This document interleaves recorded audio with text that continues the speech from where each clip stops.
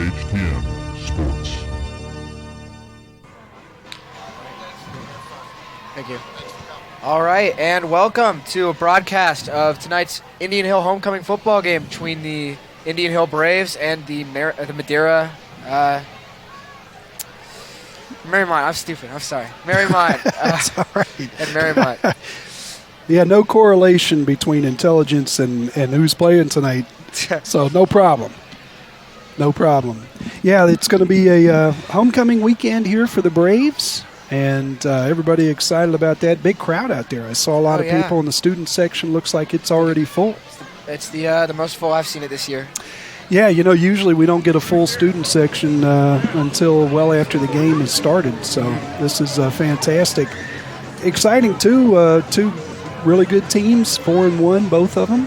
Mariemont last week down just 7-0 to Wyoming. We all know how good Wyoming football is year in and year out. Yeah. So it should be a lot of fun. Homecoming weekend, got to see a lot of people from different classes, talked to people from the 60s classes, back in the 60s graduating classes, in the 70s, some of the younger people that were in the 80s. That was a really good-looking generation, and then some of the younger ones even from there, but everybody excited. Well, we're waiting for the Braves to come out. Just tell you a little bit about these teams this year. Both of them come in tonight with a 4-1 record. For Mariemont, they have split their first two league games. Indian Hill has won its first two league games. Tough game last week. Were you at the game at I was Madeira? not. I heard about it, though. Yeah. Pretty close game. Madeira almost came back. Only won by a touchdown. Yeah, I missed it. Talking to some people before the game about some of the things that happened last week. But I had duty as a husband. I took my wife to Playhouse in the Park, and we had a great time. Saw this Gracie something. It's a murder mystery, but I laughed, actually. It was supposed to be serious, but I kind of thought it was kind of funny. Here come the Braves. They're in the tunnel, and they're about to head out. But the game last week at Madeira, I think a little bit closer than everybody anticipated. Tied at 24 until about 2 minutes left in the fourth quarter. And Duke Weiler, who has scored 5 touchdowns this year on limited carries, is really kind of the touchdown maker for this team from as far as running the football. Got a 45-yard touchdown off tackle play, able to take it to the house, and the Braves escape with a win. And I know that was big to his dad, David Weiler. And here come the Braves.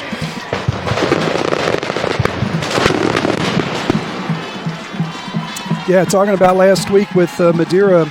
Madeira is the school that David Weiler went to, and so his son gets to come back and score the winning touchdown against his old school. Had to be a special moment, I'm sure, for the Weiler family. Yeah.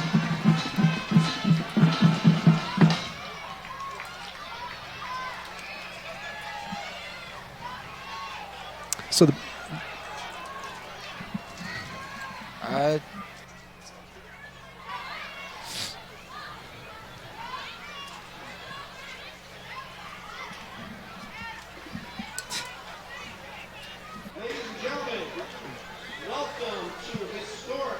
So the Braves are on the field. We're going to have the national anthem here in a minute. I think we have not seen the Mariemont team yet. Saw them warm up, so we know they're here. That's good news, Nate. High School extend a special welcome to our guests and opponent, the Mariemont Warriors. We're going to step aside for the national anthem, and we'll be back right after this. Is an integral part of all athletic events. Indian Hill and Mariemont require that all athlete coaches and fans to practice only positive support before, during, and after all contests. We hope that you enjoy the game and help make it a rewarding experience. Remember, good sportsmanship is everybody's responsibility. Be loud, be proud, be positive. The officials assigned to tonight's event have been selected by the Ohio High School Athletic Association and the Cincinnati Hill League. Referee, Jerry Shaky Salih. The umpire, Chris Shelton Sandler. Head linesman, Rick Jakey Jenkins. Line judge, Bill Worcester. The back judge, Senator Tim McCarthy. We ask you to please rise remove your caps in the playing of our national anthem.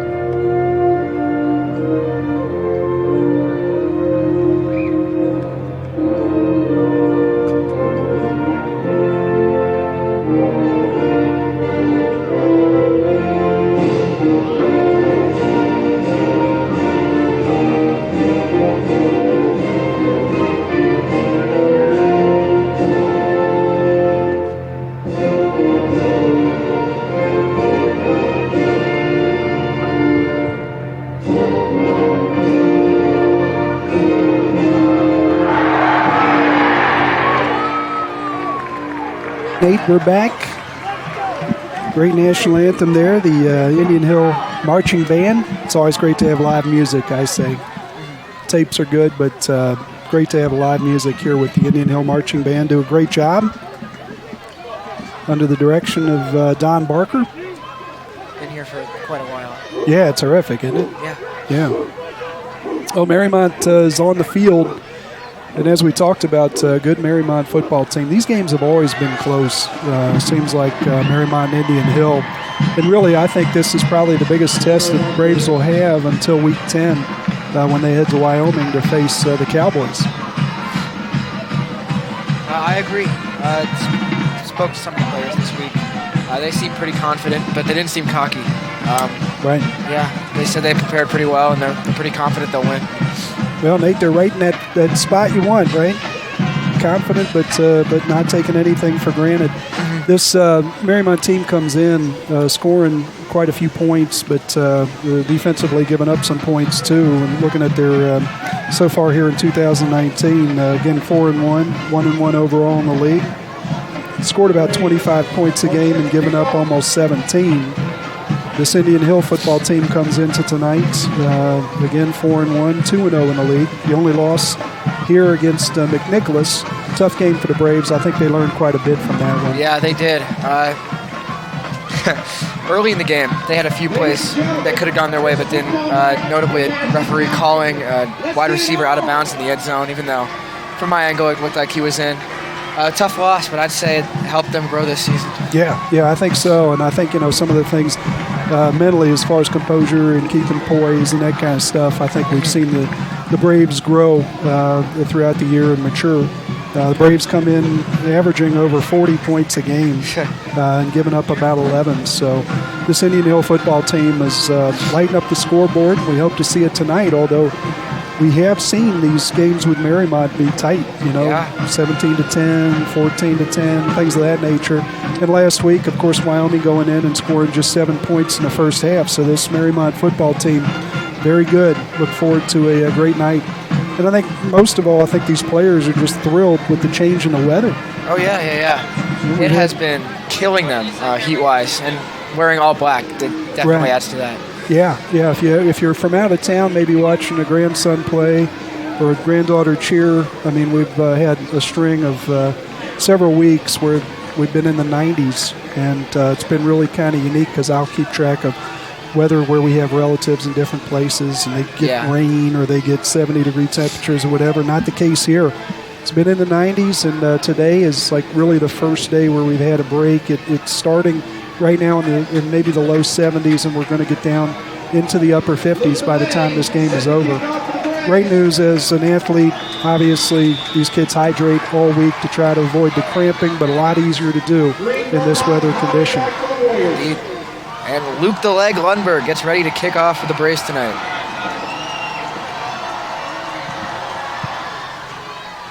Booming and taken by Madeira and Mariemont at the goal line, about to the 22-yard line. And that's where they will start their drive. Yeah, J.P. Normile, one of these many guys that'll touch and make contributions on the offensive end for Mariemont. So Mariemont gets a rare return. Luke really doesn't usually give you an opportunity. A lot of times that ball's in the end zone, and as you know in high school, the rules state that if the ball goes in the end zone, there's no return.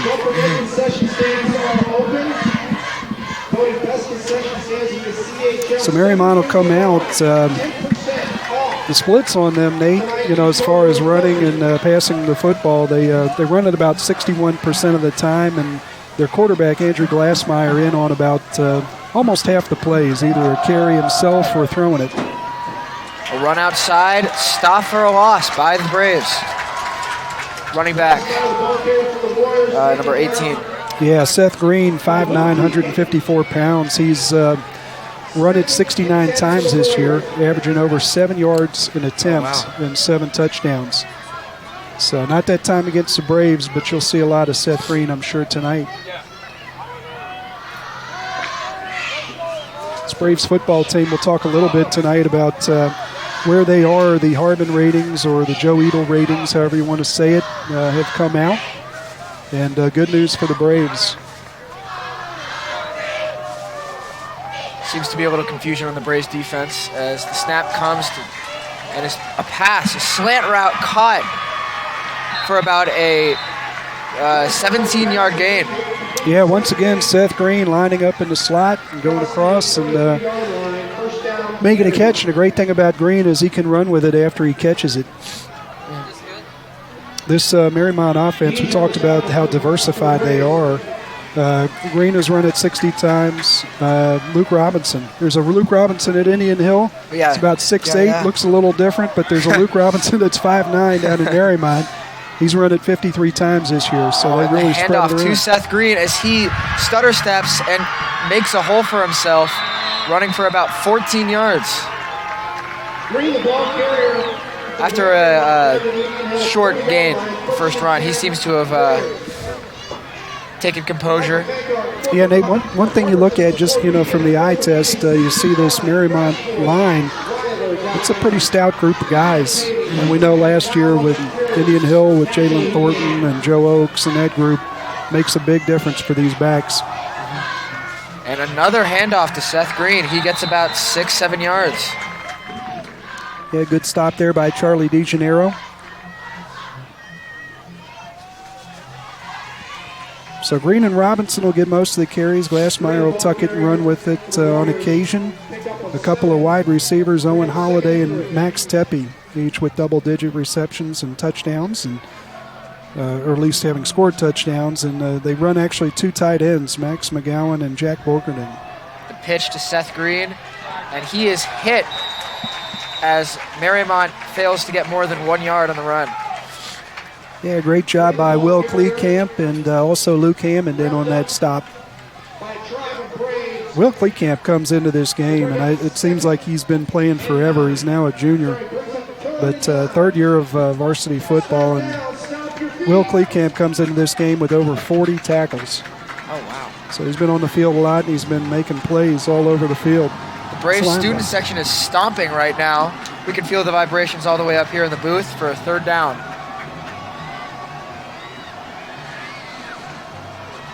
Snap. The pass is caught, but he is short of the line as it's 4th and 1 for Mariemont. They have to make a decision. Yeah, this part of the field, I don't know the kicking game yet to have I think Mariemont has yet to have a field goal this year. Kicker's 16 for 16 on extra points, but has yet to kick a field goal at this point. Looks like Mariemont is going to go for it here on 4th down. You have to assume it's probably going to be a handoff to Seth Green, or he'll be involved in some type of way. Sure. Or maybe even a keeper. They're close enough right now.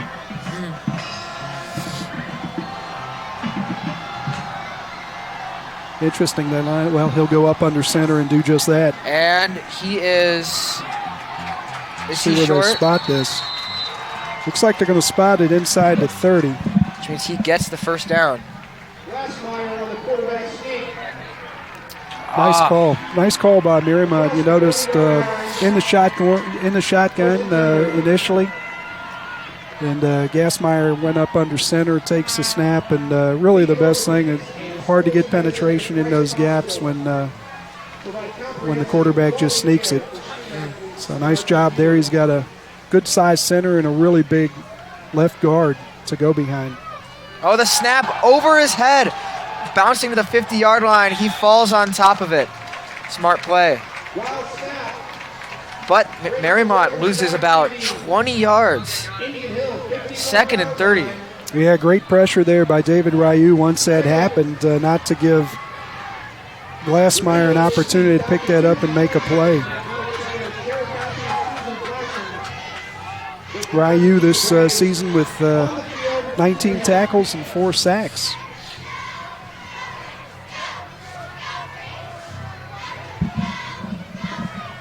The snap. Seth Green with the handoff. Gets through a hole, but is tackled by Will Kleekamp. Will has made his 2nd tackle of the night.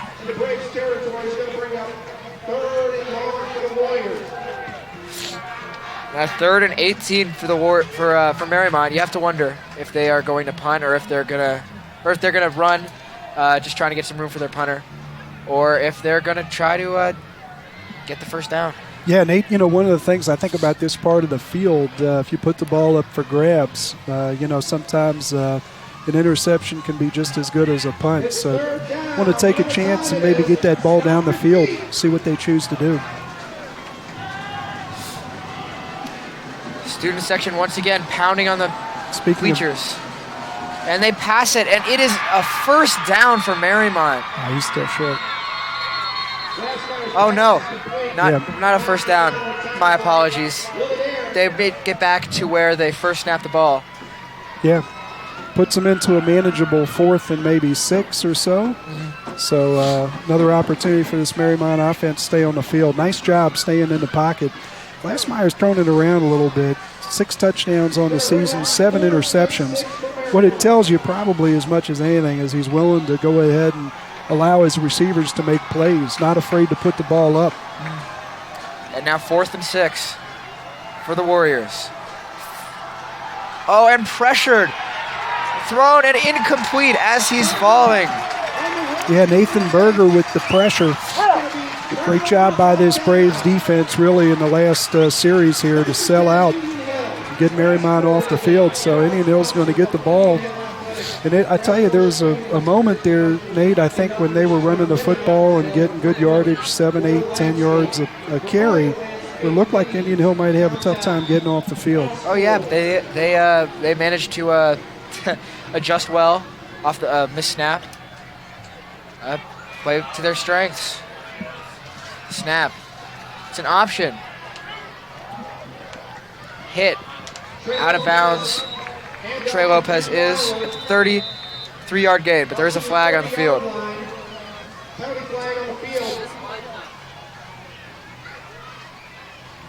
Yeah, Duke Weiler, the 5'10", 160-pound senior, probably going to get a lot of work tonight. He's in that rotation. He and Amari Peak and, Antoine Peak. I'm thinking of his older brother. Class of 2018 at Walnut Hills, but Antoine Peak and Duke Weiler in that rotation with Charlie Summerall. Charlie unable to go tonight. Seems to be penalty against the Braves. Referees are still discussing it. So more carries for Peak and more carries for Weiler. We'll see what this penalty is. Holding.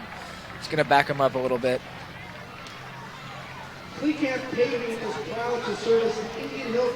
So coming into this thing, Indian Hill on the season, the split for them, run it about 71% of the time, throw it the other 29%. Market change in what's happened over the last couple of years, a commitment to the run. As the screen pass from Trey Lopez to Luke Hammond, who's playing both sides of the field tonight, is a loss. Or not a loss, but they fail to make it back to the 27.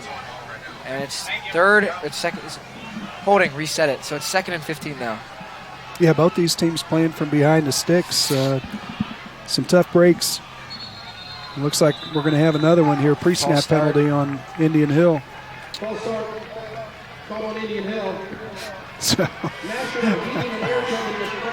different situation now for the Braves. You know, you're down in your own territory. Can't be quite as aggressive. It'll be another second down, but we're now down to 2nd and 20, roughly. And Indian Hill got to be careful. Can't just throw the ball up.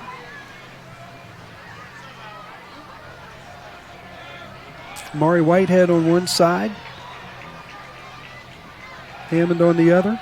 Trey Lopez throws it to Amari for about a 9-10 yard gain. Yeah, back behind the original line of scrimmage, so they're back to that point, and that'll set up something that's manageable. Yeah, Trey Lopez at this part of the field, if he doesn't see something he likes, more than capable of running for a first down. Weiler in the backfield with him. And this another penalty flag, it seems. On the it's going to be encroachment on Mariemont. Offside, call on Mariemont. Well, good news for the Braves. That opens up the playbook a little bit. 3rd and 5. Really, Mariemont at this point got to guard and try to defend the entire field. So Braves have worked themselves back into a position to stay on the field here, 3rd and 4. The snap to Trey. He runs outside and throws it to Luke Hammond, who catches it and dives for an extra 2 yards on a about 14, 15-yard pass. The Braves get the first down. Yeah, Trey Lopez with a great job. A lot of people forget that Trey Lopez, in his first year of playing quarterback for this Braves high school varsity football team, Jack Borgerding, the linebacker, 6'4", did a great job of getting penetration and getting in that throwing lane. All right, handoff, a quarterback sneak, direct snap to him. It was on a run. Results in no gain. It's 2nd and 10 for the Braves.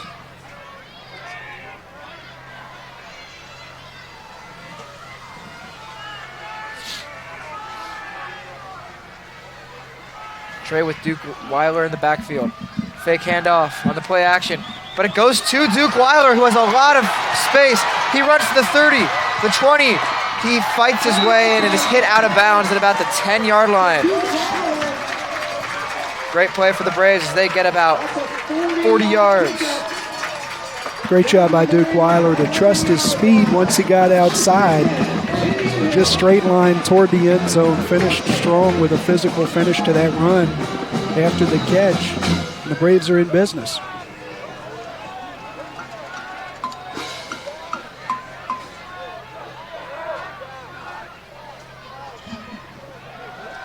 The snap.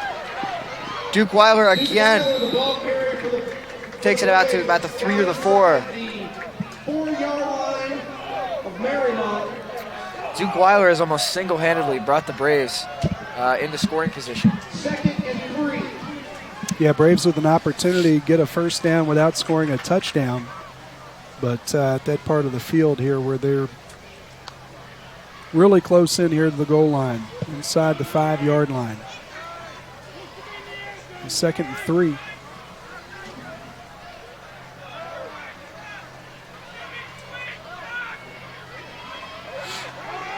Braves are going to call timeout. I don't think Trey liked what he saw talking to some of his teammates. The thing I've liked, I didn't see it right there. There seems to be a little bit of forceful communication there as they come off the field. But what I really have liked about the Braves so far on this possession is just watching them when things don't go well. They had some pre-snap penalties. They had a hold, and the Braves are able to fight through it and take the ball down the field. And you're right, Weiler has been a big part of it. He's going to be tonight. It's going to come down to Weiler and Peak, who is a young player. So those are the guys available to the Braves tonight in that backfield with Trey Lopez. And Lopez not trying to do too much. But going back to that throw that he made to Hammond for the first down, Jack Borgerding did a great job of splitting the offensive line and getting upfield and getting his hands up in the throwing lane Trey Lopez, who again is new to this position, great job staying with the play and finding his big target, Hammond, out on the edge. The snap. Handoff to Weiler, who runs to the outside and cannot break the tackle. I'll tell you what, that's a lonely position to be in, but number 11, Max McGowan, pretty good basketball player from Mariemont as well. Max McGowan able to make a tackle that if he doesn't make, the Braves are in. So now it puts Braves in the 3rd and 3, and again, this is a situation where the Braves could pick up a first down without scoring a touchdown. But if they don't, they can rely on Luke Lundberg. A direct run from Trey Lopez as he finds the end zone. Touchdown, Braves. Nate, that's always a good play, is it not? Yes. To have one of the better athletes in recent years at this school, Trey Lopez, take the ball full speed outside and figure a time out when to cut that up, and he did just that for 6. And Trey Lopez continues just magnificent senior season.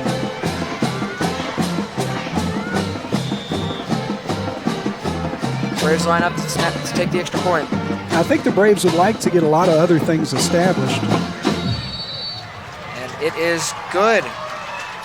Lundberg with what we've come accustomed to. He's now 26 of 27 on the season. And, of course, we always remark that's a terrific job, not only by Luke, but snap, the hold, everything. It's a team effort there, and they do a great job of it. But I think the Braves, really nice for them on that initial drive to get a lot of guys involved, Weiler involved, Hammond involved, try to get the pressure off of Trey Lopez's shoulders, because I think they can rely on him pretty much any time to take them up and down the field with his legs. But nice for them to be able to get it done in other ways. And that's just going to pay dividends as we get deeper into this game, and they've got to stop other things. Trey Lopez, when he gets in those space, one-on-one in space, he'll make the plays. Yeah, it's always good to get the running game going early. Helps take away pressure. Sure does.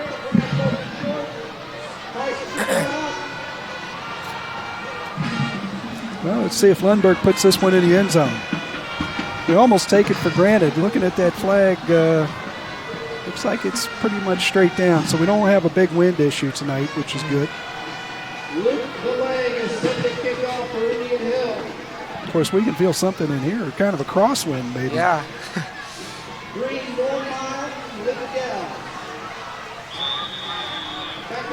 Lundberg just has done an outstanding job.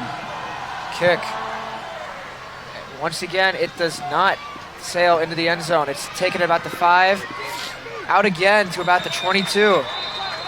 I'll tell you what I really like about what he did there, though. Even when it doesn't go into the end zone, you're still only dealing with part of the field. They always talk about in basketball, if you want to pressure people, control the box, get everybody on one side, don't let people reverse it. Well, here he's putting the Braves in a nice position to be able to only defend half the field when he kicks it there. Sometimes, that'll go out of bounds and there'll be a penalty and, different things of that nature. But, boy, I tell you what, for a guy to be able to put it in that position, that's a big lift for this Braves team. We just don't see other teams starting with, great field position out at midfield. Oh, yeah. And then most other kickers I've seen Indian Hill play this year, they do not have the leg that Lundberg has. Most fail to make it past the 20-yard line. As the handoff, again, to Seth Green. Results on about a 3-yard gain, but there is a flag. Ball down by Berger in there.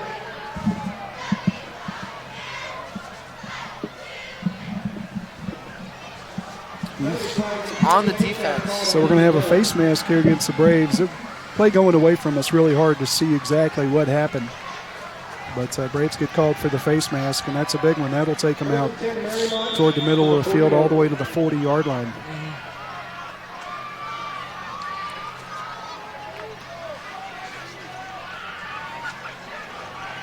Mariemont lines up, trying to tie the game up at 7. Snap. Pressured by Will Kleekamp. Thrown on about a 20-yard gain for the Warriors. Boy, that's a nice throw. Andrew Glassmeyer putting a little on that one. I'll It's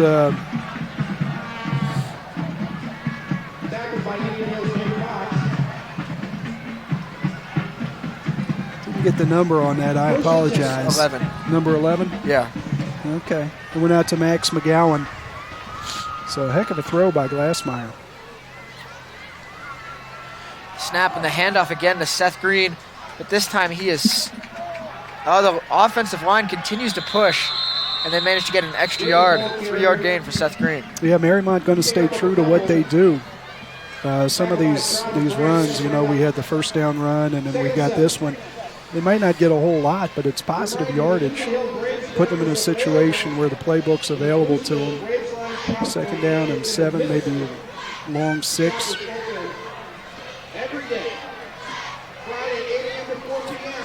The Warriors line up with 5 out. Snap. Glassmeyer running to the outside. He picks up. Does he pick up the first down? No, he does not. He's about a yard short. Yeah, Marcon Curtis, we talked about him, you know, in this big offensive line. Nice job over there with a block, allowing his quarterback to get outside. And we're going to have a 3rd and short. And again, you know, this is, I think we've proven here for Mariemont, this is 2-down territory. It's 3rd and 2. You know what time it is. Stop your feet.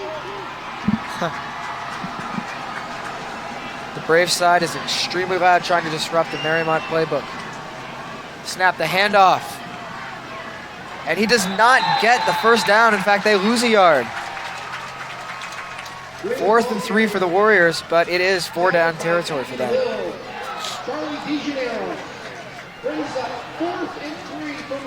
Charlie DeGeneiro comes out of nowhere to stop Seth Green. Yeah. Nice job there by the Braves, and Mariemont going to make them do it twice. The odds certainly with you when you get to this part of the field. But Braves do a nice job to, again, as you said, they actually lost yardage on that.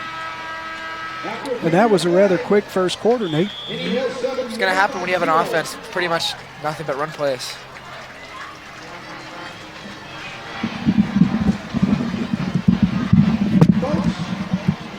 If you're in the market for a security system, I've got one suggestion. You need to know the good folks at Dial One in Madisonville. Jake with a little break in the action. We might take a look at some of the sponsors here for Indian Hill football. A few people we'd like to thank.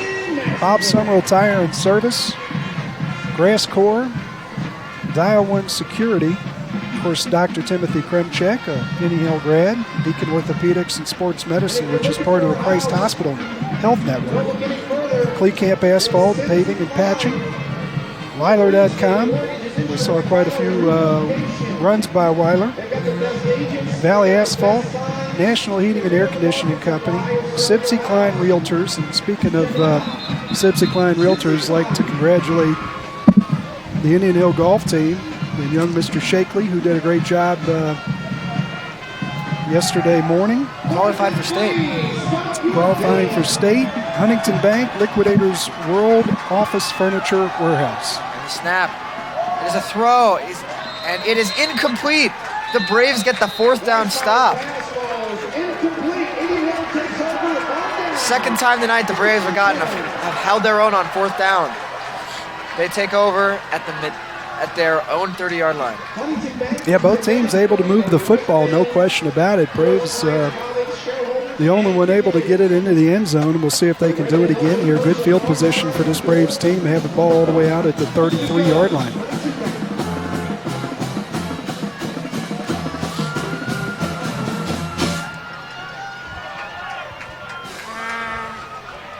Weiler again in the backfield with Lopez. As Jake Fox motions over. The deep throw to Amari Whitehead is incomplete, but there's a flag. Appears to be pass interference on Mariemont.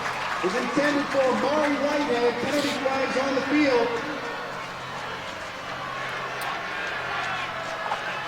Yeah, Nate, I think that's a tough place for the Mariemont defender to be in, but not really making a play on the ball, and I think that's the key. Seth Green out there doing it all for Mariemont, but out there covering Amari Whitehead. That ball not going to be caught, but you still can't be looking away from the ball and not making a play on it and getting in the route of the receiver. So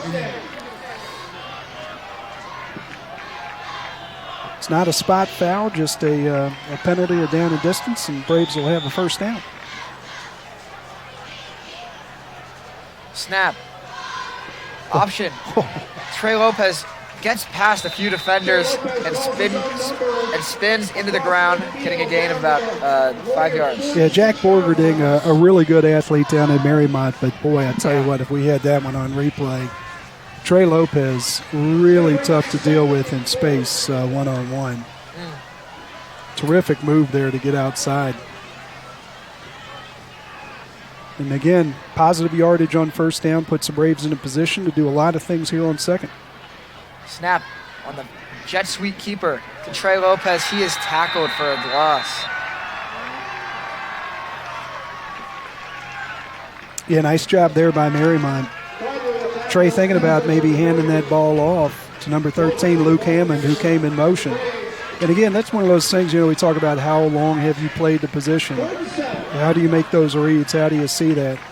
And Lopez just getting better and better every week. But again, we're only in the 6th week of him playing quarterback. Throw to Jake Fox. Manages to get past a few tackles, and he fights. And he is about 1 yard short of the first down.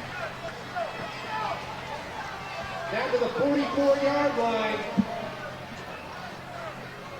Yeah, let's see what the Braves choose to do here. As we're going to have a 4th and 1. Second and a foot. 4th and a foot for Indian Hill. Looks like that's going to be a full 2 yards, and the Braves are going to go for it. Keeping the offense on the field. Just a little out of range, I'd say, for a field goal right here. Braves with trips out on the left. Snap. Handoff to Duke Weiler. Gets the first down. Tell you what, Nate, I think that's a great confidence builder, too. Duke Weiler knows that tonight he's going to carry a lot more of the load than maybe what he's done so far this year. You get a 4th down and you get an opportunity to take the ball off the gut and get a first down for your team. I'm sure Duke's feeling a lot of confidence after that. The snap. Jake Fox on the outside. Runs through a hole made by the Bunkers, but he fumbles it. And Mariemont recovers at their own 30-yard line.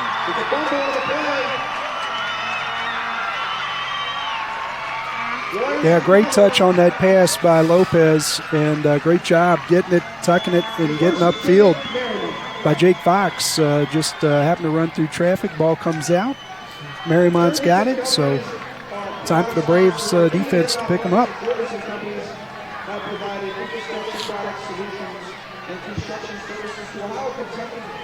Boy, good-looking play, though. Yeah, if he managed to keep that, would have been about 8 or 9 yard gain. Yeah, just love the way he took it and ran with it. I mean, that was that ball was on the money. Good job by both the receiver and the quarterback. Snap. Thrown to an open receiver who runs back inside and cuts through the Braves defenders out to the 49-yard line.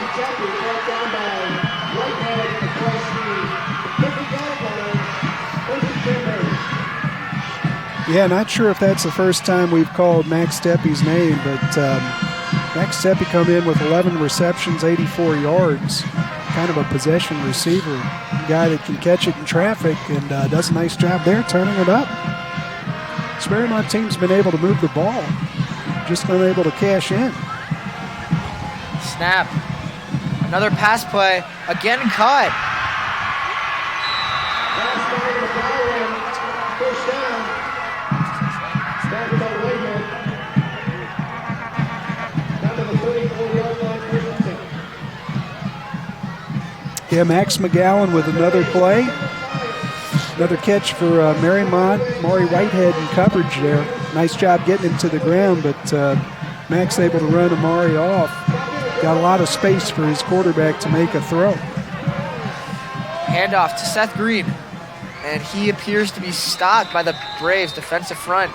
Really like the play calling for Mariemont here. Doing a really good job of keeping the Braves honest and staying true to some of the things that they do. Again, you know, a yard, 2 yards, but boy, I tell you what, it keeps everybody home. This Mariemont team really impressive offensively. But it seems to be like the third time they've gotten in this spot. First 2 times, Braves have been able to stop them, make them turn the ball over. I have to wonder if Mariemont's going to be successful this time and get the first down. Braves bringing Trey Lopez on at the last minute, and I don't know if that was the reason for the stop. Braves making a substitution. I suspect they had 10 people on the field at the time because there's no flag, but officials decided to stop the play. 2nd and 9 for Mariemont. Glassmeyer going over to check on the play. Back in the huddle, and we're ready for football. 11 people on both sides, Nate, as far as I can see.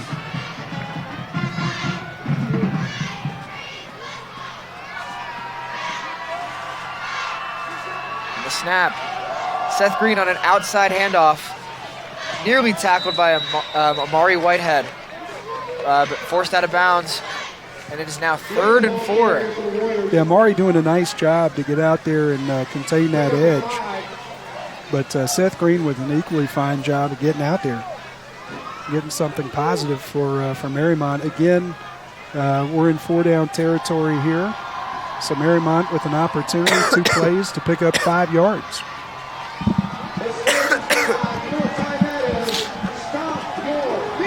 Third down again for Mariemont. See if they made any adjustments here. Snap. Throw deep to the end zone. It's caught, but there is a flag on the field near the line of scrimmage.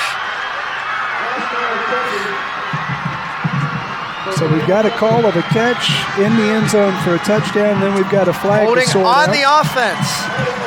It's taken back. Now be 3rd and 15 instead of a touchdown for Mariemont. They're still celebrating on the sideline, though. You know, love the idea. We talk about Mariemont, some of the play calling has been really good here in this first half. Love the fact that they've been down here in the first quarter on the other end of the field and had a couple of times where they didn't get it. Sure, yeah. And then able to mix it up a little bit and take the ball down the field. You're going to see Glassmeyer rolling to his right, coming back as a left-handed thrower, making a beautiful pitch out there. Great job by the receiver. Didn't get the chance to see who that was, but love that call. Max McGowan. Once again, Max McGowan. 3rd and 15 for Mariemont. Indian Hill is not out of the water yet.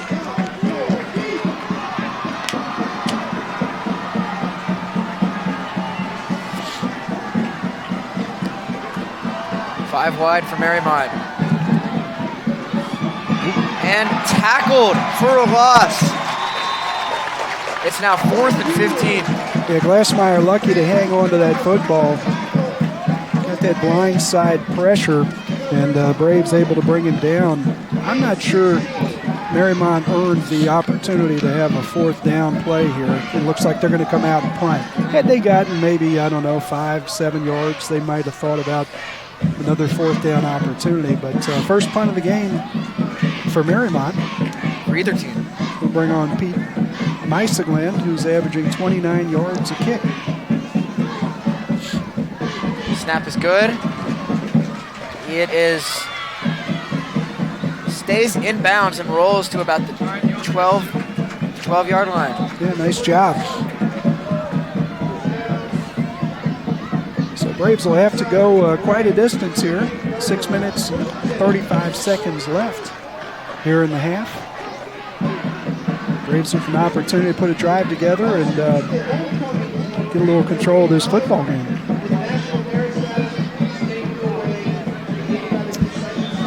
They've got to feel confident if they score here, heading with a 14-0 lead in the halftime. Yeah, Braves going to spread them out. Like the look of this. Boy, our slot receiver getting a lot of room here. Oh, and a miscommunication on the fumble.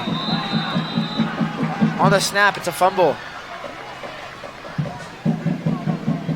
Looking at the pile, and it is Mariemont ball. They get the ball inside the 15-yard line right after having to punt it away. Yeah, needless to say, Nate, that's a big game changer there. You got a chance to take the ball down the other end of the field and potentially get control of this game. Anything but right now. Yeah. So Braves hopefully will be able to keep them out of the end zone and maybe force a field goal attempt. So they're going to take that just outside of the 10-yard line. So for all intents and purposes, this is going to be almost a first and goal just outside the 10-yard line. The handoff to Seth Green, and he is stopped for only about a 1 or 2 yard gain. There is a flag. Now, it looked like that was after the play. I think that's going to be a personal foul. Yeah. A replay. So that'll be a half the distance penalty. Late hit on the Braves. You see the back judge making that call. That will take the ball inside the 5-yard line.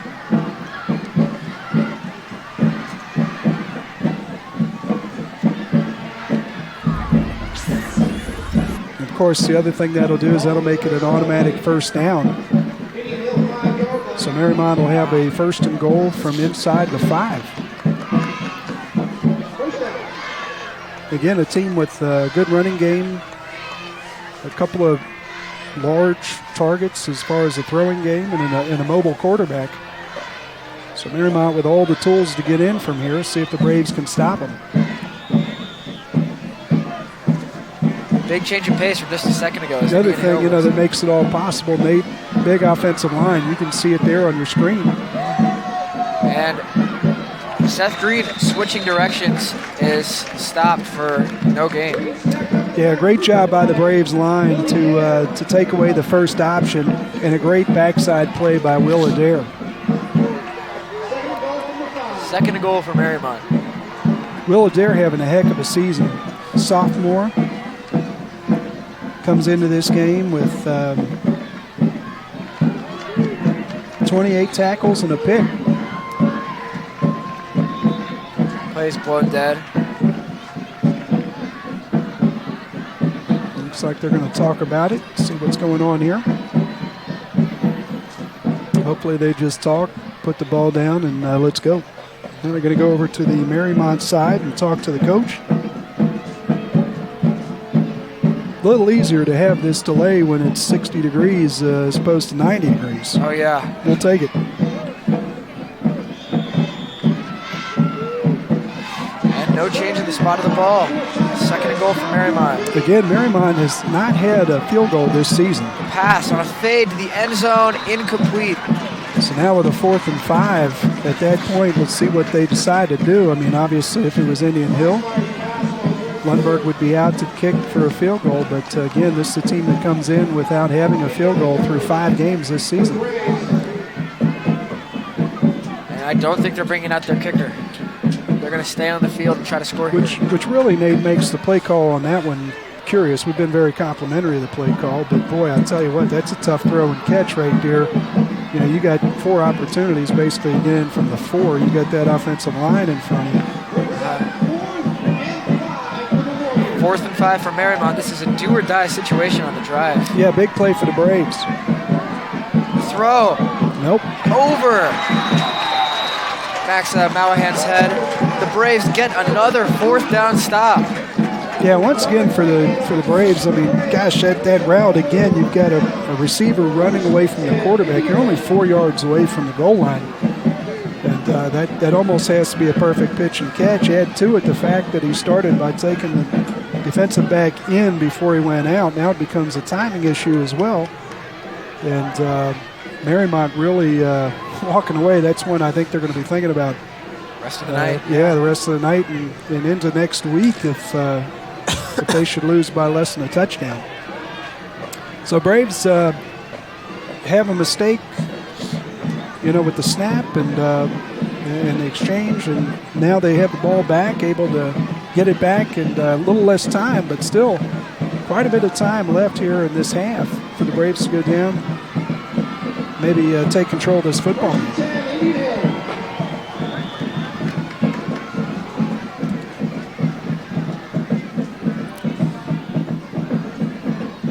Snap, handoff to Duke Weiler. Stuffed. Second and 10 from about the same spot. Yeah, Weiler trying to get that ball out from the under the shadow of the goalpost there. Get the Braves some operating room so they can be a little more aggressive. Mariemont doing a nice job staying in the gaps and taking that away.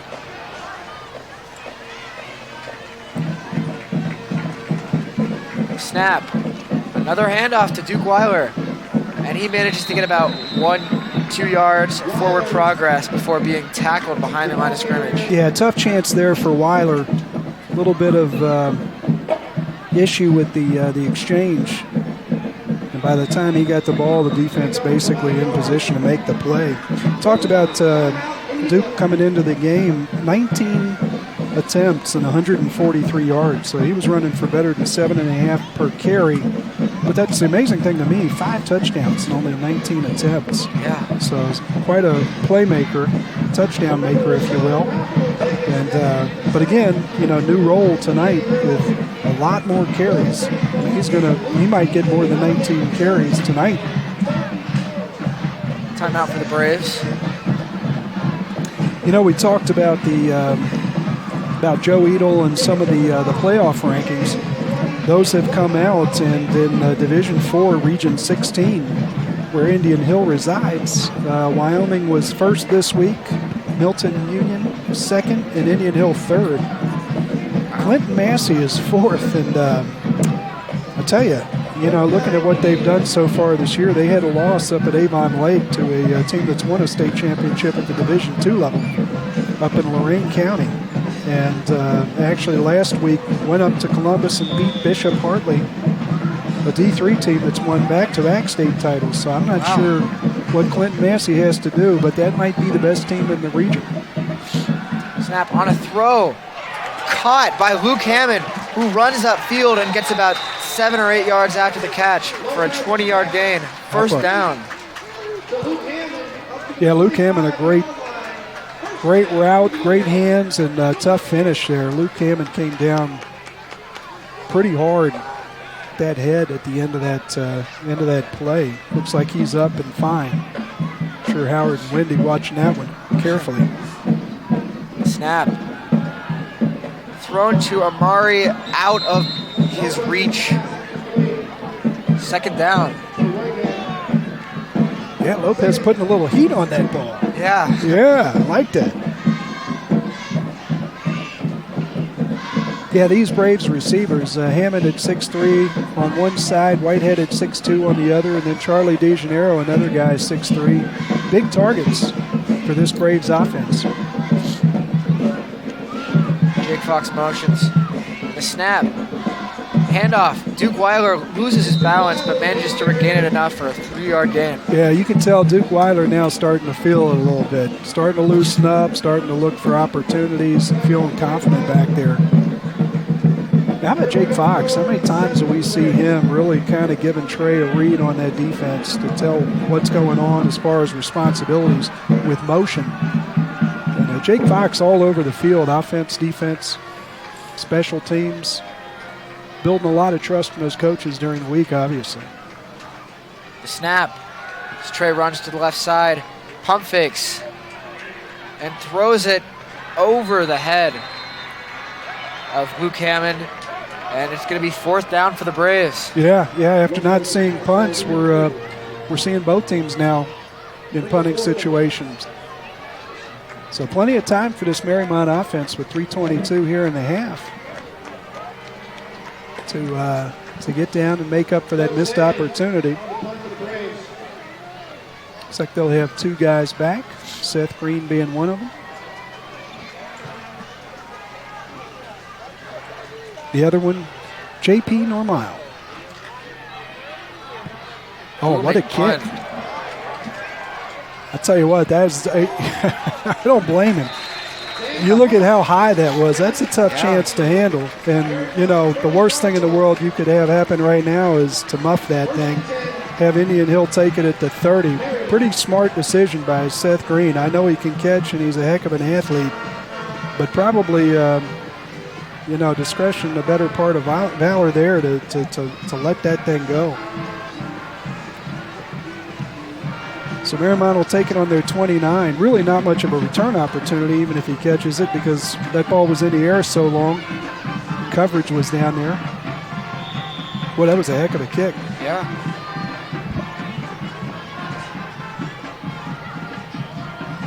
The snap. Handoff to Seth Green for a 2-yard loss. Braves seem to be a lot more equipped to defend the run than they were at the beginning of the night. And you know, that part of the reason I think that was such a great punt, when you think about it, with Doug Zhang having kicked it about 37 yards per attempt and his younger brother Joey right on his heels at 30, he's got to make a play. He's got to kick that ball well or his brother will take his job. That's a tough house, you know? That's like, you know, if you don't eat that piece of roast beef, I'll eat it. Well, you don't make a kick, I'll make one. Short pass to Mariemont. Nice job getting out of bounds. It's one name we haven't really called a whole lot tonight. Owen Holiday, 17 receptions coming in for 224 yards. So he has either caught the deep ball or had some yards after the catch, that's for sure. But Mariemont really does have a lot of guys they can go to. 3rd and 4 for the Braves. Or for Mariemont. Braves looking to get another stop. To throw. And batted down by the Braves defensive line. It's now 4th and 4. Yeah, Zach Osterhues making the play there. He's had a terrific year.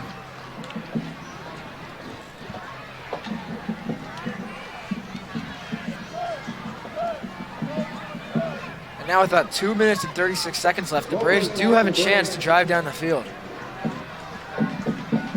Osterhues coming in with 23 tackles and a sack, and good punt there by Mariemont. Trey Lopez is going to watch that one, and the Braves will take their opportunity from the 27. Still almost 2.5 minutes left in the half. So interesting, you know, this end of the half. Gosh, you think for the last 8 minutes of the half or so, you've just seen one big opportunity after another, and really nothing has happened. Yeah. Both offenses have been moving down the field pretty well, but sometimes they look stagnant, and the defenses have taken advantage of that. Yeah, Braves have had the ball a few times, haven't done anything with it. Mariemont's had it a couple times, including one just outside the 10-yard line. And then a first down inside the 5-yard line, and nobody's been able to get on the board. Trey moves to the right, gets past the defender, breaks a tackle, and throws it for a completion. Nate, I really like that. He looks so much more comfortable when he's rolling to his right. His ability to be able to look down the field and not have to turn his body and his shoulders to make the throw. Love that. Oh, it's a first down for the Braves. Snap. Nice. Screen to Amari Nice. Whitehead, who has an open field to the 40, the 30, the 20, the 10. Touchdown. Nobody touches him. Great play fake by Trey Lopez, faking the screen to the left side, then throwing immediately to Amari, who bolts down the field for the touchdown. Nate, I just love the call. You know, you're at that part of the field, that's a safe play. But at the same time, it's got huge dividends. You get all the reward and very little of the risk. Once Maury caught that ball, it was just a matter of trusting his speed and straight lining it for the end zone, and glad he did. Braves scored pretty quickly. Yeah, we talked about, you know, how this last few minutes of the first half really hadn't yielded anything. Both teams had opportunities, and there you go. You get an 80-yard touchdown strike. It's good. Yeah. Braves now 27 of 28 on the year with extra point tries, and still got 2 minutes left in this half. Who knows? Maybe Mariemont will do something. I got a feeling, though, there must have been some wind or something we weren't seeing with the flagpole and, you know. But I got a feeling this one's going in the end zone.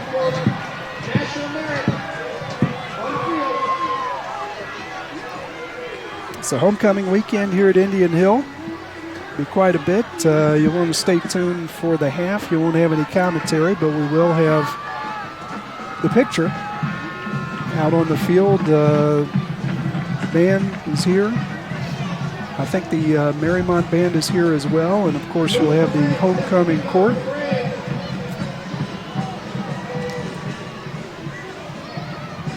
So Lundberg going to kick this one from the 40. Interesting, Mariemont with 3 guys back. If I had to guess, it's going in that far corner. Lundberg gets ready.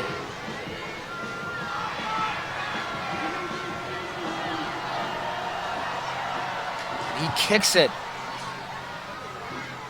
About to the 4-yard line. Turn, 20. Out of tackled at about the 29-yard line.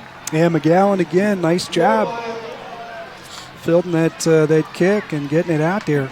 So the Braves are going to have about 1 minute and 3/4 to defend. Get to that locker room, hopefully with a 14-0 lead. Mariemont, difficult time scoring, obviously, last week with a 21-0 loss against Wyoming. And that continues tonight. Braves trying to make it at least 6 straight quarters without a score. Mariemont sure has had chances, though. Moved the ball really well.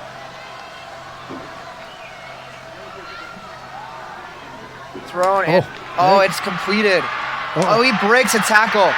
Amari Whitehead looks to make the stop, and he does. But Mariemont makes it out to about the 35-yard line. Yeah, you know, we talked about a couple of times tonight.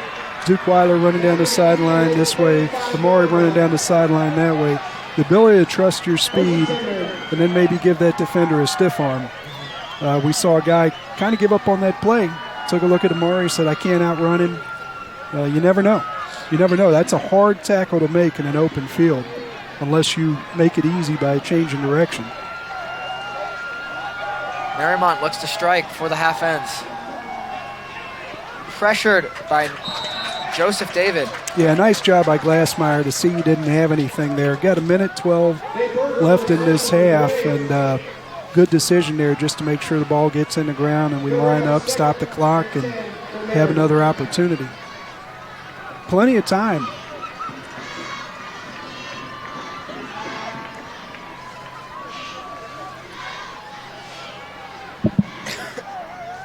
Good crowd for Mariemont tonight. Yeah, out of all the games we've had at home so far, they've traveled the best. McNicholas had a little less people in attendance. Yeah. But Mariemont, a little closer than McNicholas, I'd say. Travels a little bit better. Yeah, I got a pre-snap penalty here, a false start. That'll only back them up 5. So not the end of the world there. Right now, Mariemont looking for big chunks of yard anyway, so 2nd and 15, 2nd and 10, not a big deal.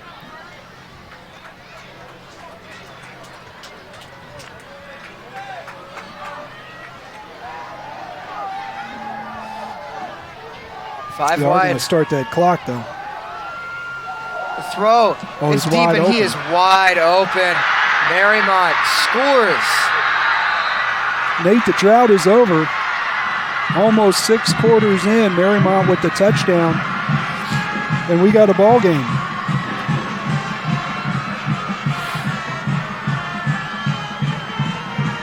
Not sure exactly what happened coverage-wise, but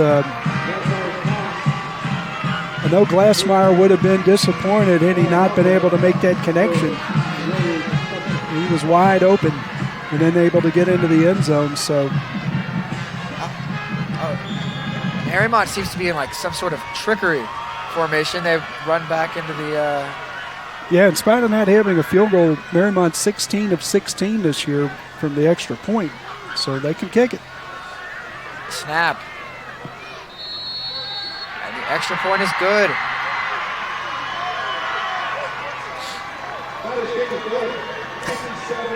"57 seconds left. I don't know. We got time for something. I mean, this has been wild this last couple of minutes. Yeah. Looks like we're going to Both have offenses a... scoring quickly. I wouldn't put it past the Braves to score here. Looks like we're going to have a replay here of that touchdown throw.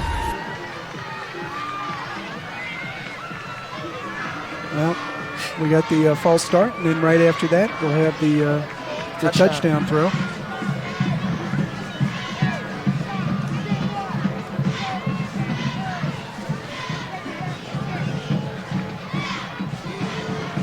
Just seems to be running a I streak. see. Oh, my gosh. Hey, when we have a play like that, the DBs go nameless. This stream is for parents and grandparents, and it's about good and happy stuff. And, yeah, that was just a little bit of a breakdown on assignment. But, hey, Braves with the lead, Braves with the ball here in a minute, and about 57 seconds left. See if they can do something. One of the options will be just get into the half and talk about things. Not sure if there's an issue with the clock and maybe wanting more time. They just Minute had 3. 5 seconds back on. Mariemont looks to kick. Damari Whitehead and Trey Lopez back to return.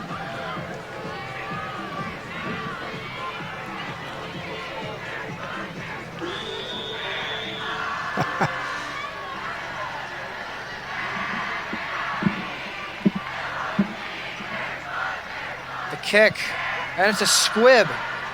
Doesn't go very well. Nice job by Jake Fox. Takes a knee. Yeah, Braves had one of those, well, several of them against McNicholas, you know, and Braves were able to field all but one. But, boy, that makes a big difference. And right now, with about a minute left at the 30-yard line, 35-yard line, that's a really nice job by Jake Fox.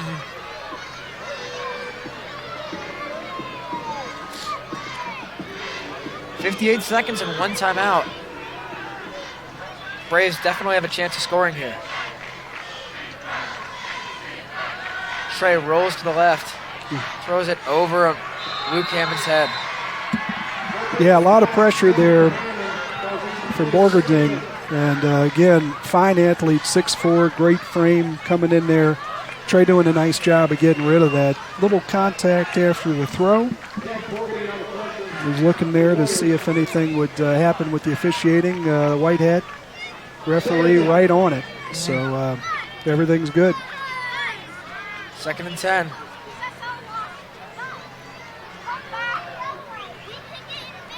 Weiler in the backfield.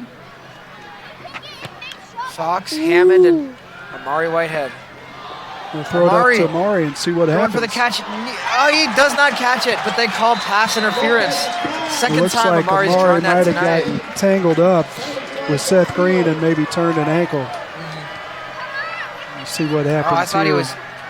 I thought he was celebrating that he got It's a big the call. play, but again, you know, at this level, it's not a spot foul. But still, you know, it's still an important thing. Looks like Terry Conti, the best in the business, is going to go out there and look at Amari. I would imagine, yeah, he's moving that ankle around. Probably just got tangled up. Hope he's okay. He's been a big part of their offense tonight. Yeah, Braves look like they got out of the gate a little bit early on this, but they're just going to make a one-on-one play. And, you know, Green, once again, kind of not really getting his head around, unable to see where the ball. It's a tough position.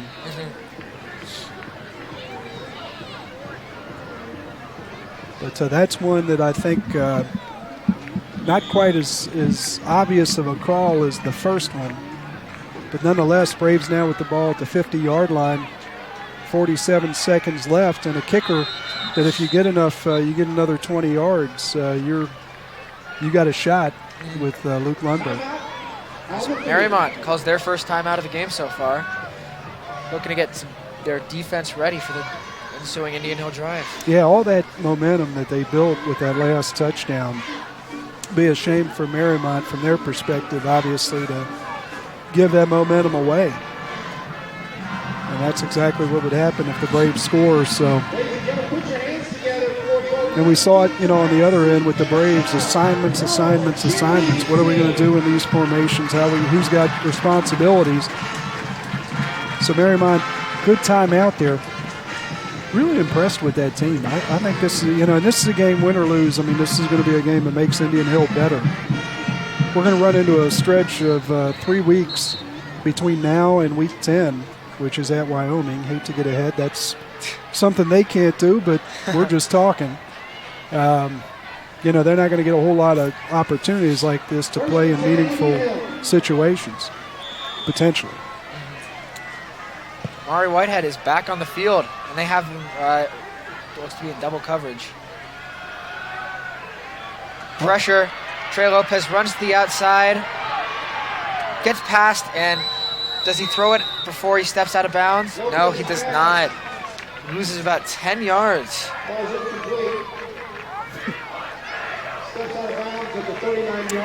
Boy, I tell you, he's something else, isn't he? I mean, so elusive back there. But, boy, you get that far back behind the line of scrimmage, really, really tough to make something good happen. It's going to be more difficult for them to get in the field goal range.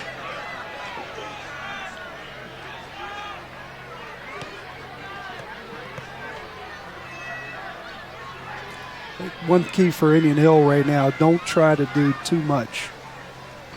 Hand off to Duke Weiler. He has some running room. Hey. Gets outside of a few tackles on a gain of about 16 yards. Indian Hill calls a timeout. Yeah, that was a really good call, I think. Just to keep the Braves from, maybe chucking that ball down the field or, having a quarterback hit from behind and fumbling the ball. Really good call there for Indian Hill. Got good yardage and a safe play. Still looking at almost, almost 27 seconds left. And again, this is setting up a third down where this team probably needs to get another 15 yards to have a legitimate shot at a field goal.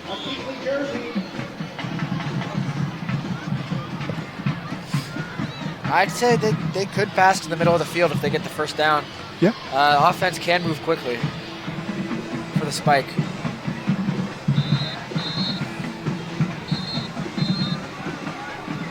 Offense gets ready to come back on.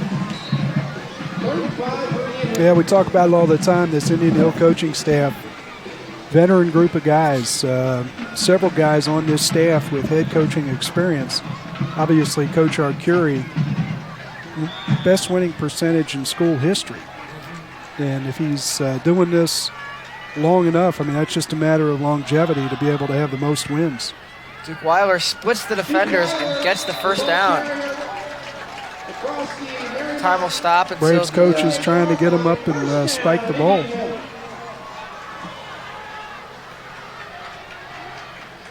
Well, and they spike it. 18 seconds left. 16. Second and 10.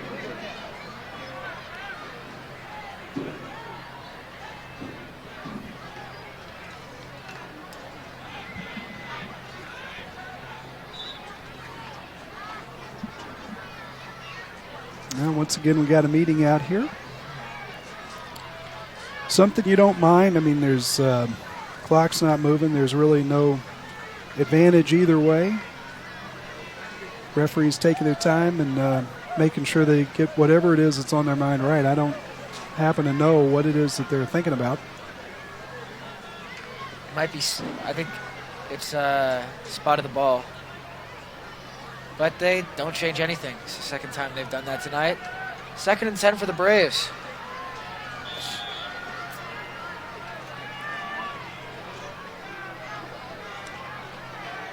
It's like pressure coming up. No.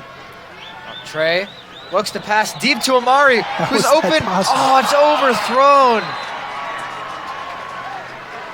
Lopez's pass intended for Yeah, Trey wishes he had it back, a little bit of air under that one, but I'm looking at it. How is that possible that he was as open as he was? Once again, we got a missed assignment. I'm not sure where that came from. I think Green originally in coverage, but I'm not sure if he was supposed to have help. Now about 10 seconds left. Either have to throw it. Sorry. Either have to throw it to the sideline or take a shot at the end zone. Yeah, you almost want to just go ahead and run it again. Trey Lopez runs up the middle. He has running room. At this point, Trey's going to have to get in. Does he get out of bounds? The half is going to end. No, he does not. The half ends. The Braves are up 14-7 over Mariemont. Down to the Mariemont 19-yard. Yeah, let's see. Let's see if they're going to. No, I think we're done. But they say he got out of bounds. With 1 second left, put on the clock, the Braves are going to have a chance to kick a field goal here.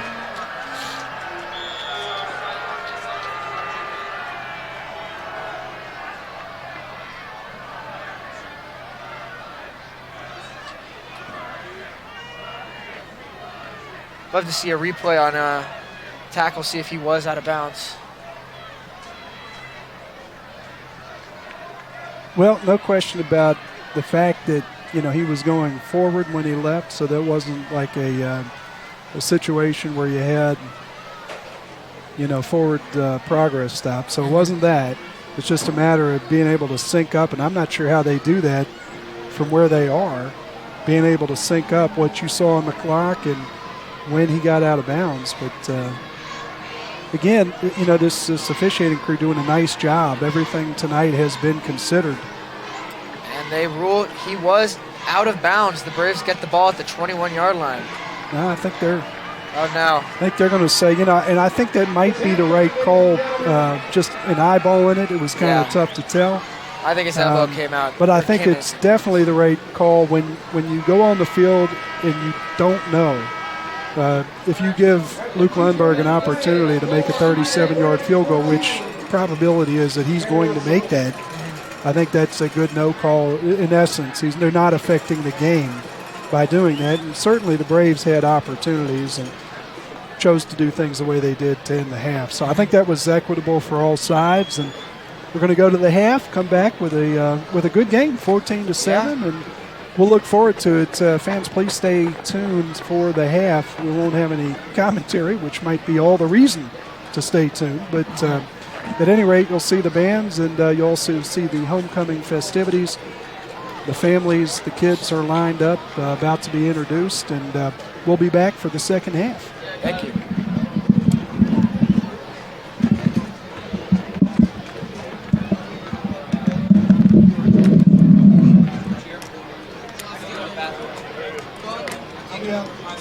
Oh, thank you. Am I free to go or do I have to go? No, you have to move down there. What do you think you're doing? Okay. You have fun. You want to take over close? Sure. Why? This is close. Oh, that's close? Okay, I'll take wide over here. You can see this chair. Yeah. This room is like nice and neat. It is awful now. Ladies and gentlemen, at this time, we'd like to announce our National Merit Commended and Semi-Finalist students. Of the 1.6 million students who took the SAT exam, 50,000 with the highest scores qualified for recognition in the National Merit Scholarship Program. In September, these high school scholars were notified through their schools that they have qualified as either a commended student or a semi-finalist. In September, about 44,000 of the approximately 50,000 high school scholars in the PSAT received letters of commendation and recognition of their outstanding academic prowess. Although commended students do not continue in the competition for National Merit Scholarships, some of these students do become candidates for special scholarships sponsored by corporations and businesses. Our 2018 National Merit Commended students are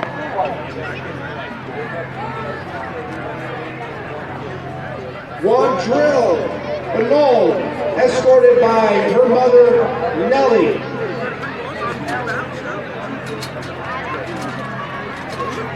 William Campa, escorted by his parents, Amy and Joe Campa.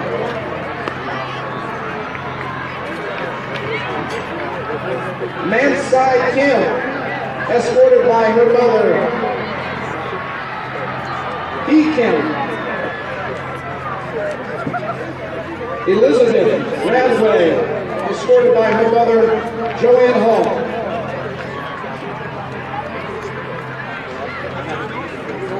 Mansai Singh, escorted by his parents,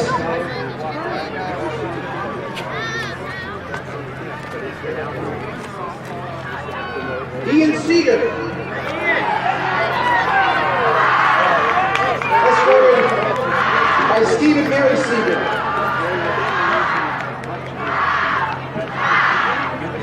In early September, about 16,000 students of the 50,000 high scorers are notified that they have qualified as semifinalists to be considered for a National Merit Scholarship.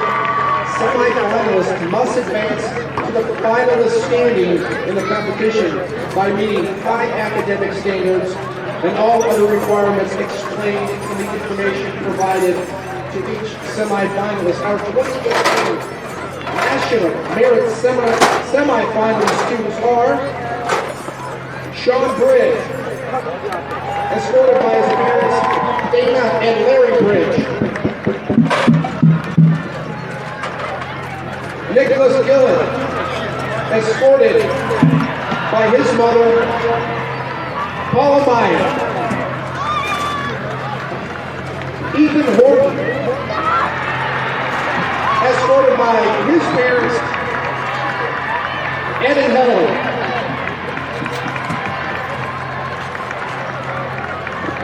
Margaret Jutsi, escorted by her parents,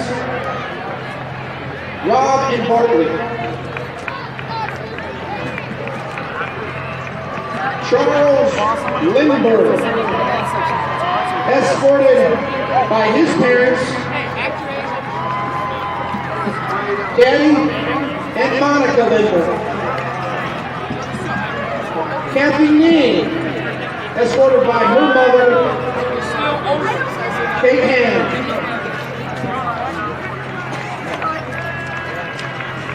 William Taylor, escorted by his mother, Jennifer Taylor.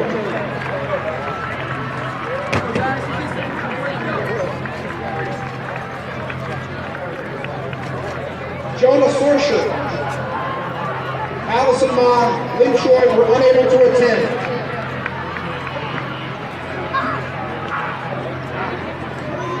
Along with Kimberly Zwalshin. How about a round of applause for your 2018 National Merit and 2018 National Merit semifinalist students? Congratulations.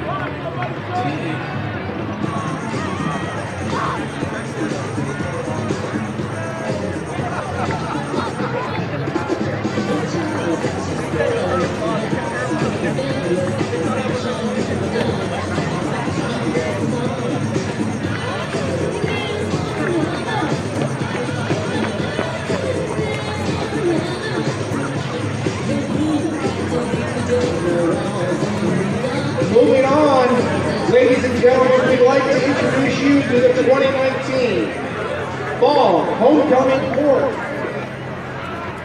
Representing the nominees for the class of 2023 are Princess Kira Erickson and Prince Minjai Kim.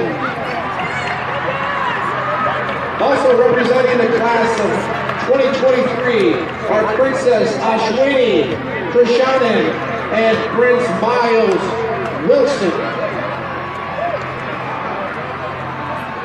Representing the class of 2022 are Princess Tracy Hutton and Prince Luke Sherman. Also representing 22 are Princess Lucy Megan and Prince Harry Warford.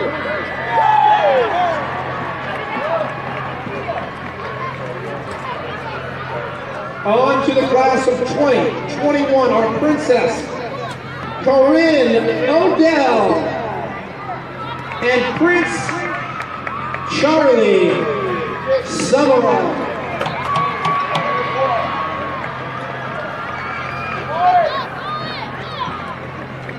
Representing the class of 2020, Princess Jensen Cassidy and Prince Andrew Schwanacan.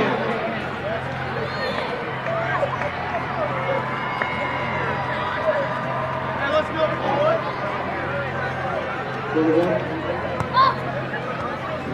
We're going back to 2020. Representing that class, Princess Morgan Coburn and Prince Garrett Anderson.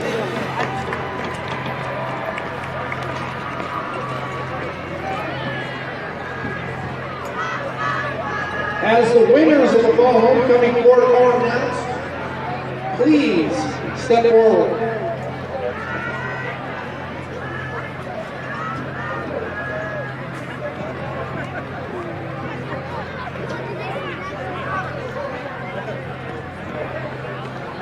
The official votes are in, ladies and gentlemen. The freshman, Princess Ashwini Krishnan. And the freshman prince is Min Jai Kim.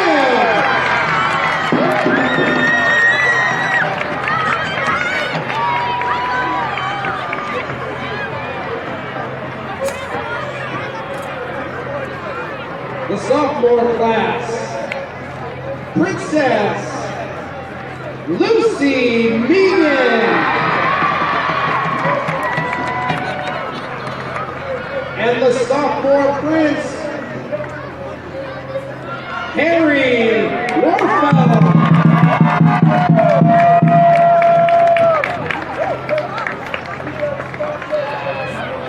The junior princess, Corinne Odell.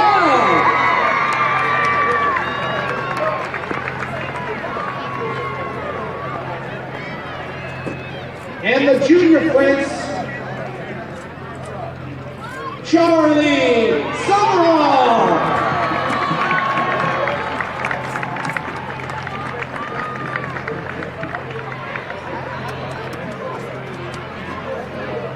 Now, on to the class of 2019. As votes are still rolling in, we want to congratulate everybody. The homecoming queen representing the class of 2019 is, that would be the class of 2020. The homecoming queen, Jensen Cassidy.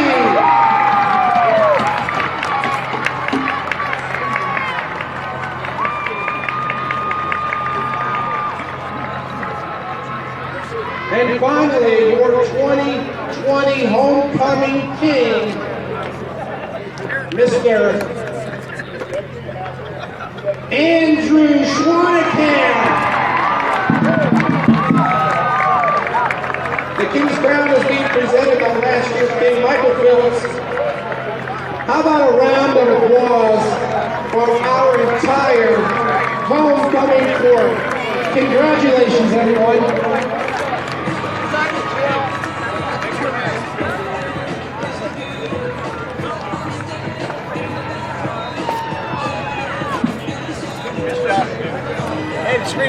you do it right.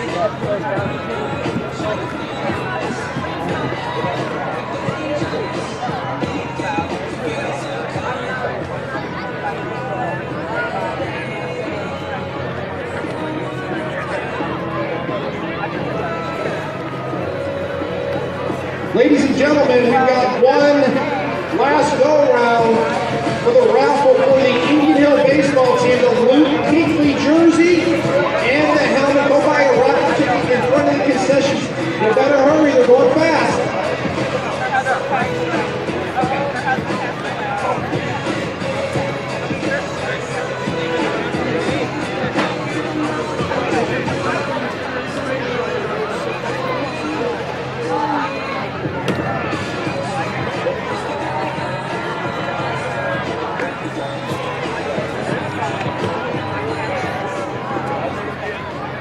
And now, for your halftime entertainment, please welcome to the field your 2019 Braves Marching Band!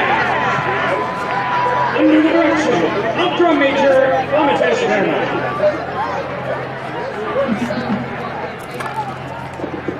The Braves Marching Band will be performing their program, Remix, featuring the music of Beethoven's Fifth Symphony. Music written by Randall Stanley.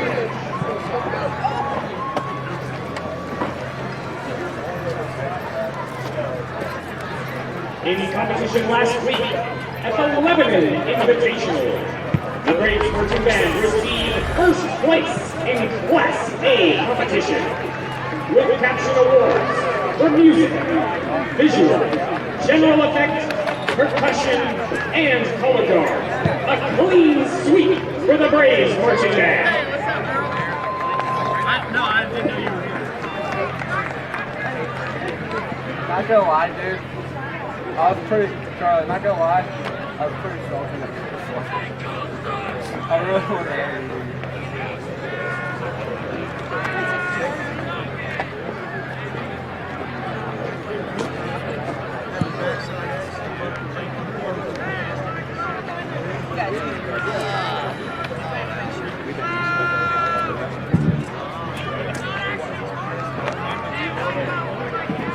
We did a roll at number 4. I'm not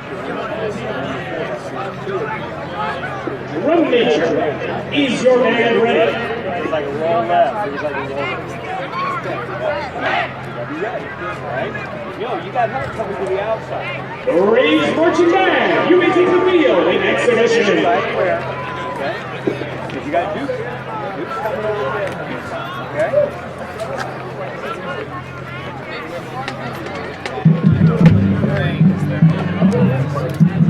Maybe that's the It's also possible.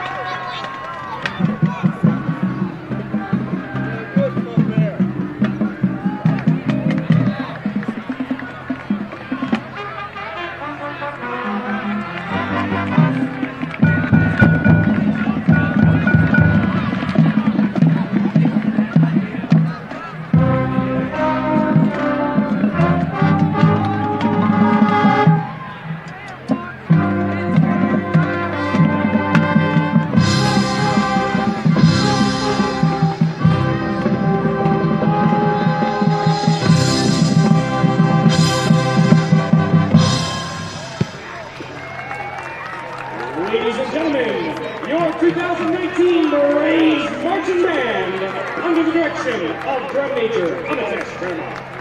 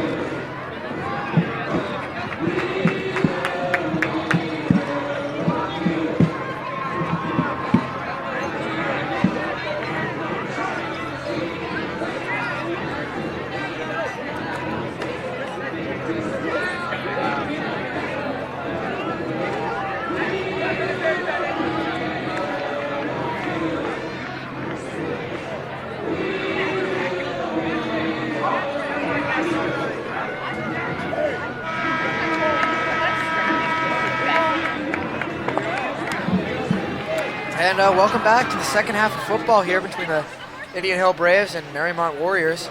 Exciting first half, a little bit low scoring, but great offensive and defensive plays by both teams. Hey, just wanted to take a look here at some scores around Greater Cincinnati tonight. In third quarter, Fairfield and Lakota East are tied at 7. Fairfield with a really good team this year, so it's a little bit of a surprise there, I guess. Clinton Massey, we talked about them. They're up on Goshen in the second half, 21-0. West Claremont continues the tough year for Loveland, 27-7 in the third quarter. All these third quarter scores. Coleraine, this was the year I think that Sycamore probably said, hey, we're going to put an end to the streak. Not so fast. Coleraine up 20-0 at the half. Fenwick and McNick, tight game, 10-7 Fenwick at the half. Love how WLWT's website refreshes whether you want it or not. Taylor in a baseball score with 8 runs, leading Reading 8-7. Obviously, we know how that came about. Trotwood Madison over Lebanon 21-9. The big one, Elder at St. X. Elder, the Panthers up 17-7. The other one, LaSalle and Moeller. Tough year for Moeller. LaSalle leading them 20-10 at the half. Let's take a look here. Always have to mention Coach Mike Price's school. Tell you what, it isn't basketball. In football, they're struggling. Dakota West up on them 21-0 at the half. Tell you what, give Mr. Price, give him an opportunity to go in there at the half and get that straightened out. Baden up on Alter at the half, kind of a surprise there, 14-0. And Madeira trailing Wyoming 28-0 in the second quarter. Turpin over Walnut Hills 19-7. And let's see if we can get a score here on the Winton Woods Warriors, the most underrated team in the Cincinnati area. Looks like we've got a lot of Kentucky schools, and we'll try to get some more of those to you throughout the night. Quick check and see what UC Bearcats, with 3:15 left in the first quarter, Central Florida Knights lead UC 3-0. The Knights, the 18th ranked team in the country. UC at 3-1, UCF at 4-1, and tight one down at Nippert Stadium, the great Nippert Stadium. Talked to Mrs. Eli. You remember Mrs. Eli, the librarian for the middle school? Yeah. Talked to her. You know, Coach Eli is a proud Iowa Hawkeye grad. Played for the Iowa Hawkeyes, the Bengals, the Chicago Bears. And Coach has tickets for tomorrow's game, Iowa visits Michigan. 2 ranked teams. His commitment to Indian Hill football, he turned the tickets down and is going to stay here to coach these young men. Everybody, when you see Coach Eli, give him your thanks because he is all about helping kids. Tremendous man.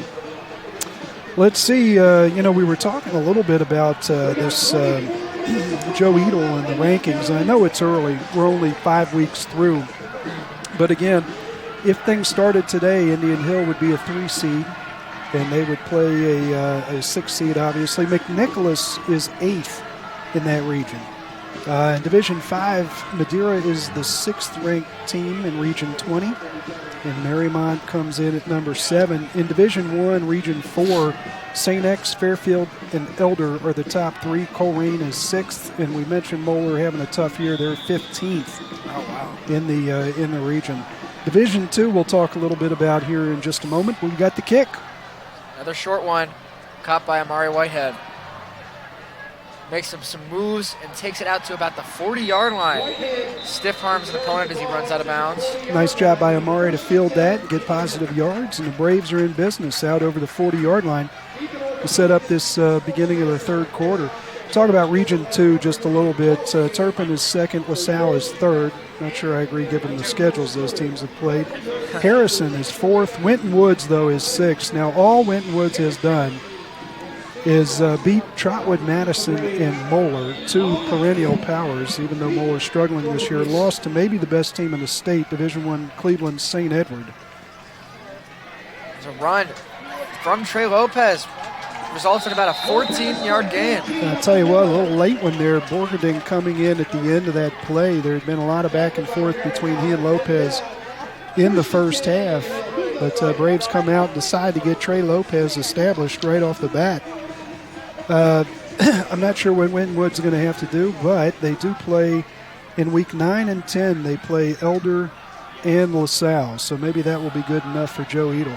Snap run by Duke Weiler outside for another first down. Braves are moving the chain rather effectively so far.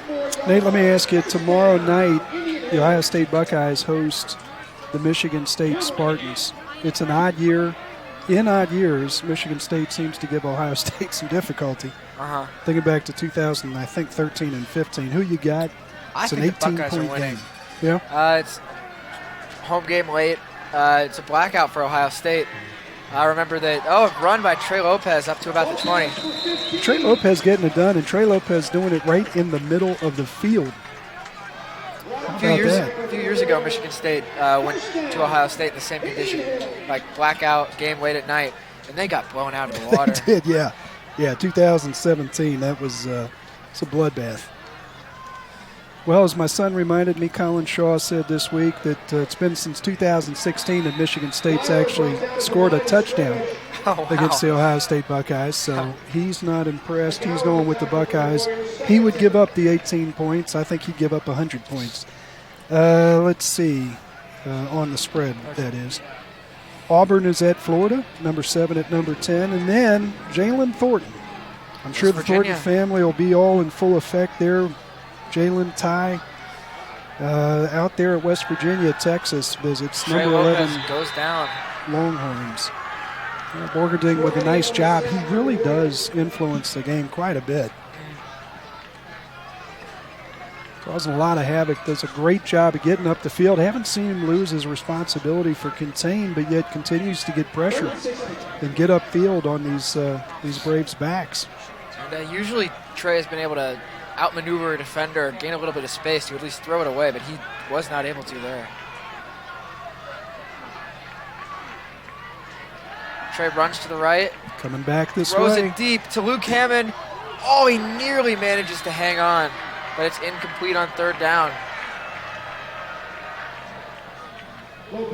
Yeah, good defense there by the Mariemont Warriors. I think they had plenty of guys in the area, but Trey doing a nice job giving that long receiver Hammond an opportunity to go up and make a play.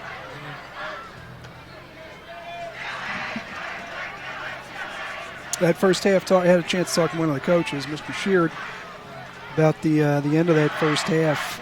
Didn't see anything like it. I mean, the last 5 or 6 minutes, just incredible number of chances. Oh, deep to Luke Hammond in the end zone on fourth down. It's a touchdown for the Braves. Deep throw by Trey Lopez catches Luke Hammond, and the Braves take a 20-7 lead. Trusting the offense there on fourth and long. Yeah, great job by that line, first of all, to give him an opportunity to go to his left, turn his shoulders, and make that throw without any pressure. And then a great throw by Trey into the end zone, and a great job by Hammond to get behind the defense and haul that thing in. Great awareness by Hammond, too, to know where he was in the back of the end zone. Luke Lundberg comes and tries to make it a full 7 points. And he is successful. Well, Braves come out in the third quarter and, proverbially, just punch them right in the mouth and do what they wanted to do and try to get control of this game. Something Indian Hill was not able to do there at the end of the first half. Had opportunities to take control of the game, and Mariemont got back in it. But see if Mariemont can answer. Yeah, Braves, they're going to stop here. They're going to be looking to try to put the game away. It's going to be hard to come back from 21 down on the road.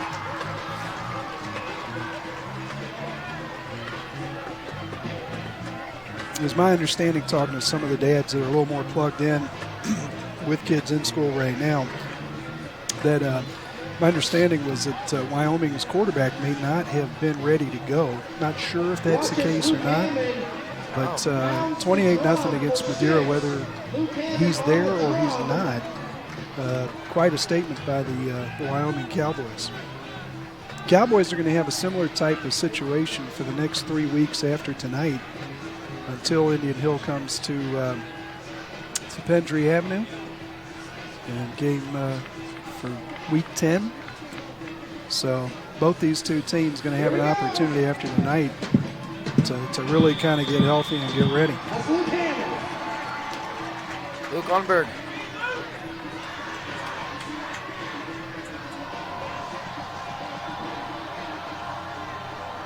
The kick. The 1 yard line.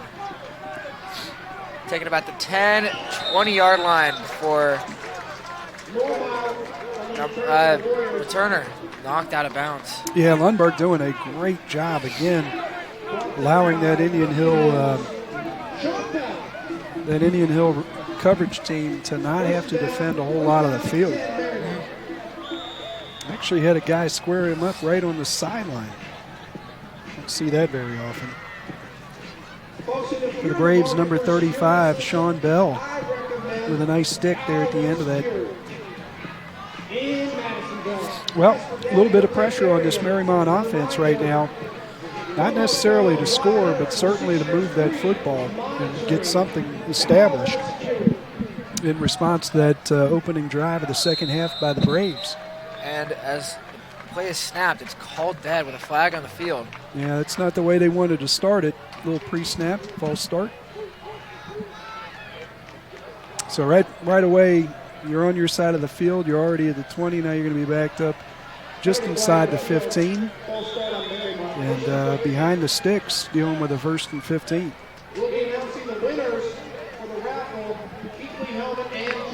Tell you what, the frantic pace at the end of that first half, you just kind of get the sense anything's possible here in the second half. Oh, yeah.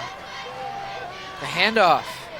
Seth Green gets about 10 yards in the first down. Or not the first down, gets about 5 yards. Sorry. Yeah, back past the original line of scrimmage. We had that a few times tonight. It is kind of disorienting. Yeah. You kind of see that. But, yeah, these teams have been, Mariemont in particular, has had quite a few plays behind the sticks.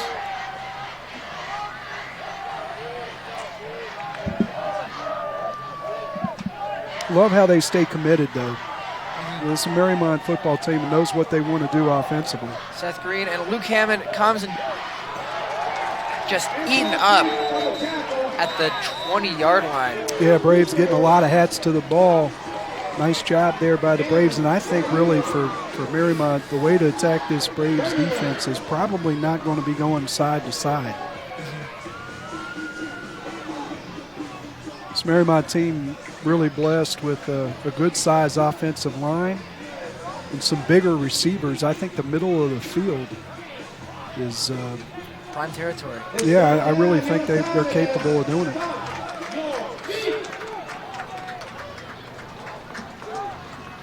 Four wide for Mariemont. The rush. And he is sacked. The Braves great get closing. the sack. Great closing speed there.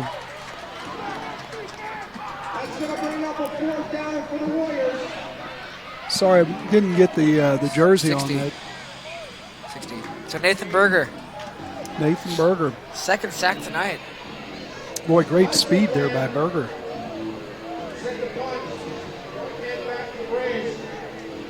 Back to punt in their own territory. This could be dangerous. And it is blocked. Tipped in the air. Bounces out at about the 32-yard line. Wasn't blocked.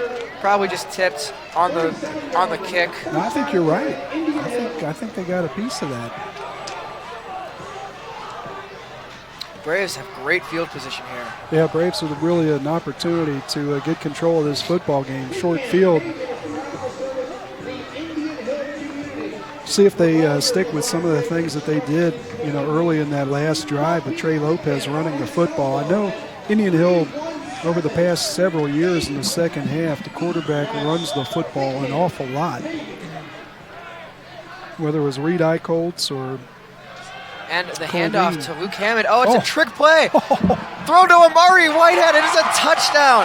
The jet sweep to Luke Hammond, who's still eligible to pass, and he does on a dot to Amari Whitehead for the touchdown. I tell you what, that's a great play call. Never saw that coming. They've done it before. They ran that play earlier this season. I can't remember which game it was. I think it was maybe Aiken.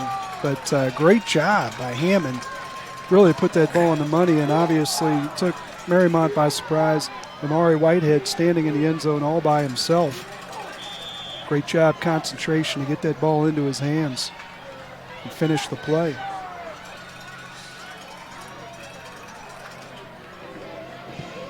Extra point is good. The Braves take a 28-7 lead over Mariemont, scoring twice. Well, Nate, hats off to these Indian Hill coaches. Obviously, at the half, made some adjustments and did some things that paid dividends here as we're just a couple of minutes into this second half, and the Braves have taken control of this football game. Let's take a look at that again if we get an opportunity. Hammond in motion. Amari just bolts downfield after seeing the Mariemont defenders not paying attention. Great job by Schneider and also DeGennaro to give Hammond an opportunity to throw that football without too much pressure.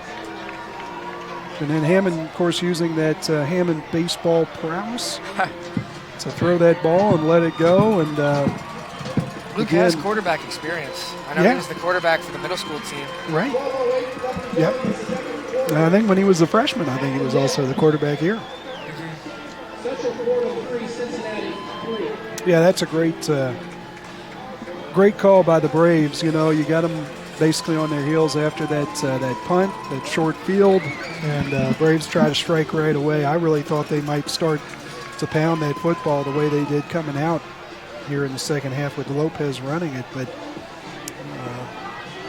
great play call by this Indian Hill coaching staff.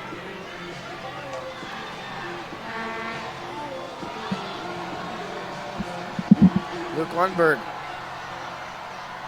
kicks it off.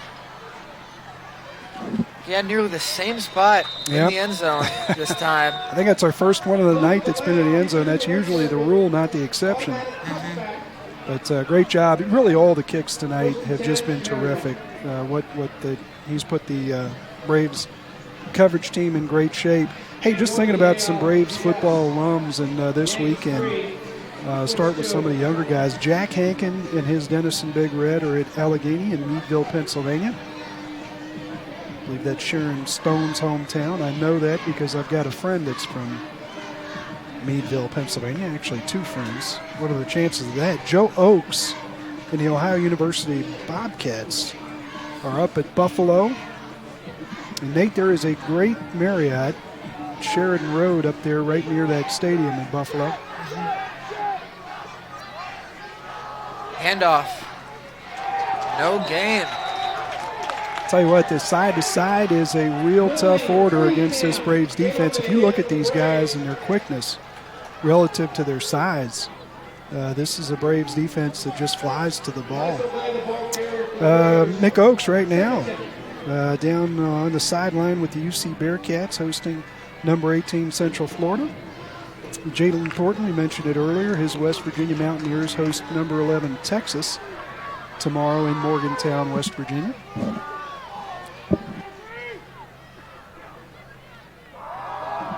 Snap. Looking to throw. Can't find anyone. It looks like he's just... Oh, no, he does throw. in the coverage and incomplete. Yeah, quite a circuitous route to try to get that ball to the middle of the field. Again, we're looking at a couple of these guys that come into the football game with quite a bit of productivity for this offense for Mariemont. Not sure why they have not tried to get to some of these big tight ends against some of the smaller linebackers on this Indian Hill defense. Demetrius Baylor, his West Virginia State, hosts West Liberty. West Liberty with an awfully good basketball program. Division II school. Third down for Mariemont. And he is, the Oh, quarterback's my eaten out gosh. and it's fumbled, but recovered by number 18 of Mariemont. Boy, Will Kleekamp came in, and Glassmeyer was stood up and made a heck of a hit there to dislodge that football. Great job by Seth Green, heads up play to be able to get control of it and at least get to punt that ball out of the end. Amari Whitehead will be back again. I noticed Amari was back on the last punt, so maybe an opportunity for him. Michael Bright and Zarian Hunter Cure in center are in Jackson, Mississippi to play Millsaps. Tennyson Holmes going to one of America's best schools, Washington University in St. Louis. They're going to host North Park out of Illinois tomorrow. And speaking of Illinois, Eric and Logan Person. They are going to their Lake Forest College up near Libertyville in Illinois, just north of Chicago. They're going to host Knox for homecoming weekend. So homecoming weekend here and there. Looks like we've got an issue with the clock. Referee's going to come over to the sideline. Looking up to the booth. Or maybe it's Coach Arcuri they're talking to. Dawson Eichholtz, you remember Dawson Eichholtz? Yeah. He's catching balls out at Johns Hopkins, and they are in Philadelphia to play Ursinus tomorrow. I'm going to ask my son Colin Shaw, leave the library and the gym. Go support your old teammate Dawson Eichholtz. He's probably trying to get some shots up tomorrow, but get out there and see Dawson catch a couple of balls for the Johns Hopkins Blue Jays. Punt's a little high.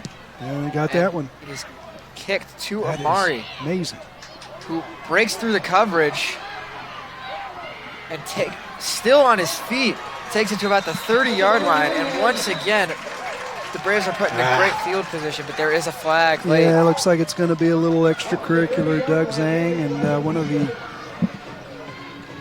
Mariemont players out at the 40-yard line after the play was over. Boy, I tell you what, amazing. I thought the Braves got a hand on that one, and then they got the line drive, and Amari making a play that would make Jose Iglesias, the red shortstop, proud, going down and picking that one up off the turf.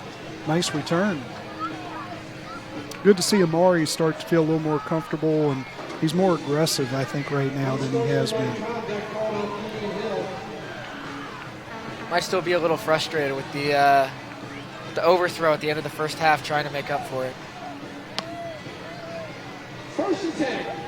Yeah, well, the Braves are going to be backed up a little bit, but still on the Mariemont side of the field. Dawson's brother Reed Eichholtz in Lafayette, they're on a bye. They're preparing for Princeton next week.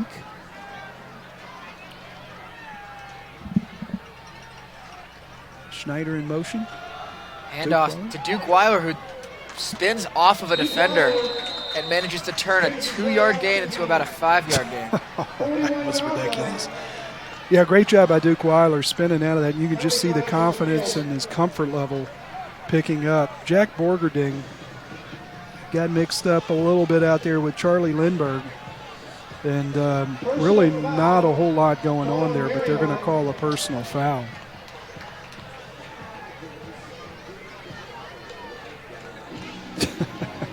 That's going to go in the Braves' favor, but if ever there was something where you could say nothing to see here, that was absolutely nothing to see here. That was slow motion. But nonetheless, Dan Becker's undefeated Youngstown State Penguins. I don't know if you've seen Dan Becker recently. I saw them play on ESPN against, I think it was Samford at the beginning of the year. Dan Becker is unbelievable. Playing tackle for them, big as can be, but quick and agile and bend and everything else you'd want. Duke Weiler. Love this, Nate. You know, this is just going to make this team so much better with Weiler getting more reps, more carries in game situations. Just going to be so much more comfortable with that stable between he and Charlie Summerall. And Charlie's had some issues staying on the field, and this is just a tremendous thing for the Braves, especially in a game that was tight for as long as this one was. For Weiler to go out there and be a guy you can really count on to carry it a bunch. Trey looks to throw. Amari runs his route extremely well, staying in bounds, fighting for about an extra yard. Yeah. Gain about 14. Yeah, but Dan Becker's Youngstown State Penguins are going to travel to northern Iowa, and it could be their first close game of the year. Youngstown State has just been killing everybody, but remember that's in Iowa. Northern Iowa, they had a pretty close game against Iowa or Iowa State at the beginning of the year, didn't Triple they? overtime. You're right, against Iowa State, one of the best games of the year. And you know Judy Sitcherman out at the athletic director's office? Yeah. Talk about her in a second. Run to Duke Weiler gets about 1 yard. Yeah, you know, it's so important, you know, those plays just to get something positive. Now you put yourself into a 2nd and 8. You get so many options, so many things the defense has to account for, and you're running valuable time off this clock. We're already down to under 6.5 minutes here left in the third quarter.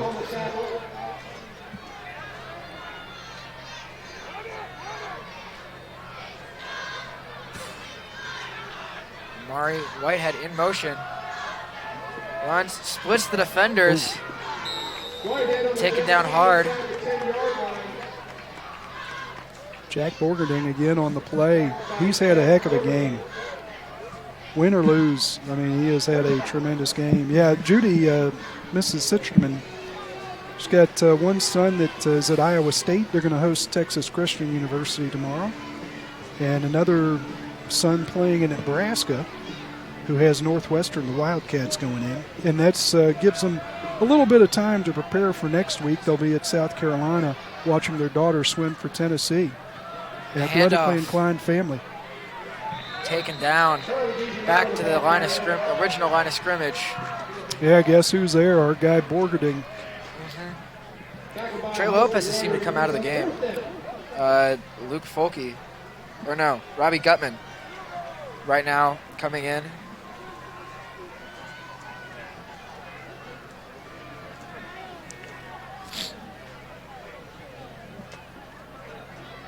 Yeah, Robbie Gutman has done a tremendous job this year, particularly running the football. Looks like the Braves are going to attempt to take about a 24-point lead with the leg Lundberg kick right here. First field goal of the night, but he's made all 4 extra points. This will be roughly a 30-yard attempt. Set is good. Great job. And it sails between the uprights. You know, that's another thing, too, Nate, that gives this team an opportunity to work on that kind of thing. They know, I mean, it should be a similar type thing for an extra point for him. Certainly to kick, the leg's not the issue, but being able to get those snaps and those holds and know that you can do that from 30 or 40, whatever yard. That would have been good from 45 yards, easy. So Braves getting an opportunity to get better here. And Nick Idle, not last but not least, certainly. Nick Idle, an All-American preseason punter in Division III football at Ohio Wesleyan, is at Wabash tomorrow. Nick Idle's not only punting the ball, but he's getting maybe 7 tackles a game. Oh, wow. Guy's doing all that with, I think, still with like a 28-inch waist. It's unbelievable. I think you're going to see Nick Idle running around Montgomery Road when he's 60 years old, and he's still going to be in great shape. Nick Idle, he does not age. And that's a rundown of football alums here at Indian Hill and what they're doing this weekend. So if you get a chance to follow any of them, And I'm talking to you, Colin Shaw, out in Swarthmore, Pennsylvania. Please go do it. He is. Kickoff into the end zone. Twice in a row for Luke. Oh, there seems to be some fighting on the number 11 on Indian Hill and a few Mariemont defenders. Well, I can tell you, I can vouch for that young man. Number 11, P.J. McCollum. I tell you what, he is a really athletic and a good-natured kid, and I'm not sure what happened there, but P.J. is a terrific young man. Score update on the Central Florida-Cincinnati game. Central Florida, with a few minutes left in the first half, leads Cincinnati 6-3. Tell you what, you gotta love what Luke Fickle's doing down there. Oh yeah, Tuberville, his last few years with the program, right? Embarrassing. Nothing else to say about it. You might be a fan. You sound like you're a fan of the UC Bearcats. I am. I'm a pretty big fan of the Bearcats. Yeah. I was a little disappointed when they went to Columbus and got the snot beaten out of them, 42-0. Yeah, well, I'm a Miami grad, and I think Miami was up 5-0 against Ohio State, and I started texting friends saying, "That's enough. I've seen enough. Let's just get out of here with the check." But Ohio State, I think, reeled off. 5-0 lead. They scored like 70 straight points. I think 76 in a row, which is hard to believe. If you just run 3 plays, punt, cover the punt it out of bounds, I don't care. Run play gets about 3 yards for Mariemont. Yeah, Glassmeyer had a heck of a night, taking a few hits.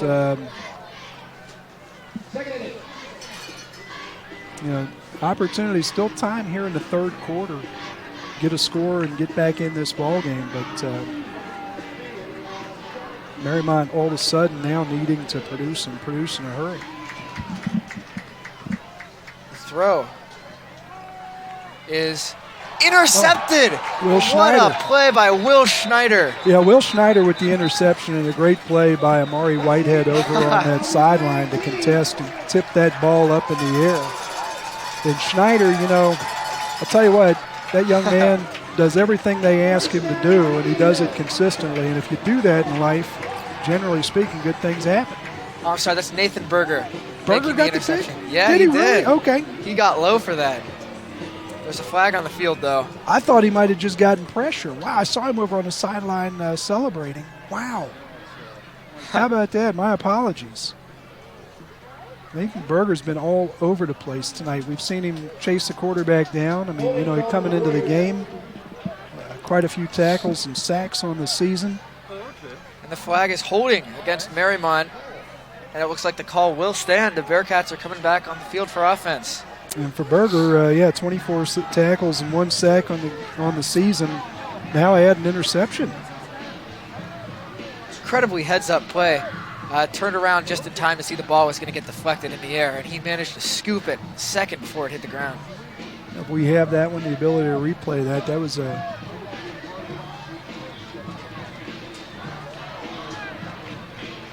Berger's coming back on.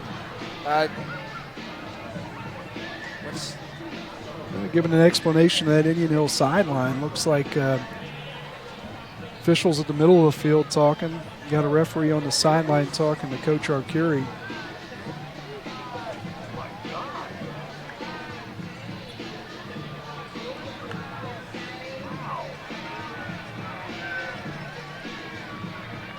Looks like the defense is going to be, looks like the flag is going to be on Indian Hill. So the interception is negated.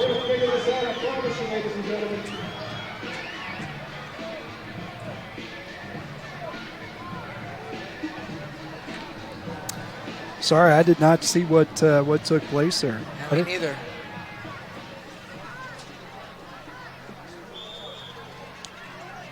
Mariemont with a fresh set of downs. Pressured. Glassmeyer throws an incomplete pass. Oh, no. Yeah. Amari Whitehead continues to tackle after the play. Yeah, I think Omari got up maybe making the argument he didn't know if the ball was caught or not. He's on the man, got his head on the other side of the offensive player and may not have known. Yeah, another 2 straight penalties against Indian Hill. Moving the chains for Mariemont better than they have been this second half. Boy, great job by Glassmeyer to step into that pressure and get rid of the ball, and a nice throw.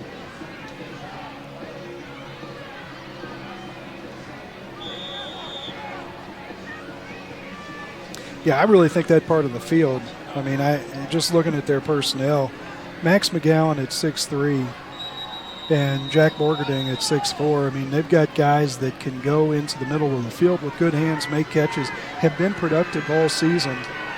And, you know, that's a tough matchup in there. And it's an easier throw.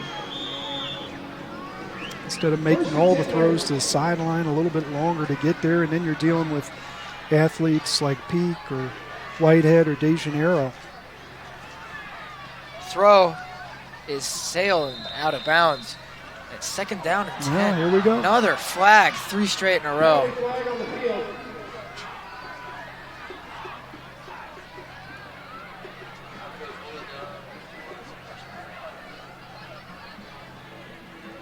Three straight personal fouls against the Braves. Yeah, not sure about that one either. I know Willadare just came off the field, Coach Arcuri talking to him, but in all honesty, I think these guys are just playing really aggressive football and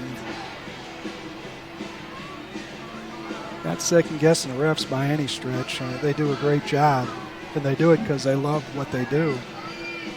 But, man.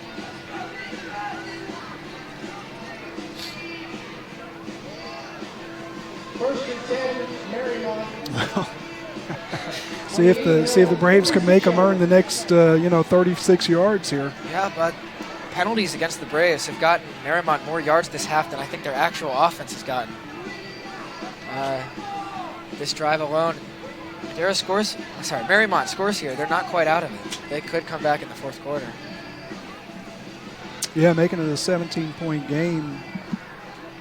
3 scores, you'd like your chances going out of the fourth quarter, but that's still a ball game. Mariemont with quite a bit of work to do to get to that point, though. Glassmeyer dropping back. Oh. And Amari Whitehead is there to tackle. Amari Whitehead.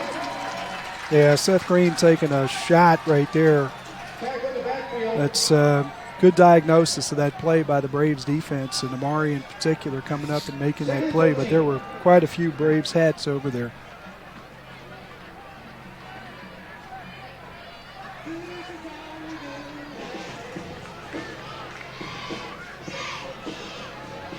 Second and 12 now for Mariemont.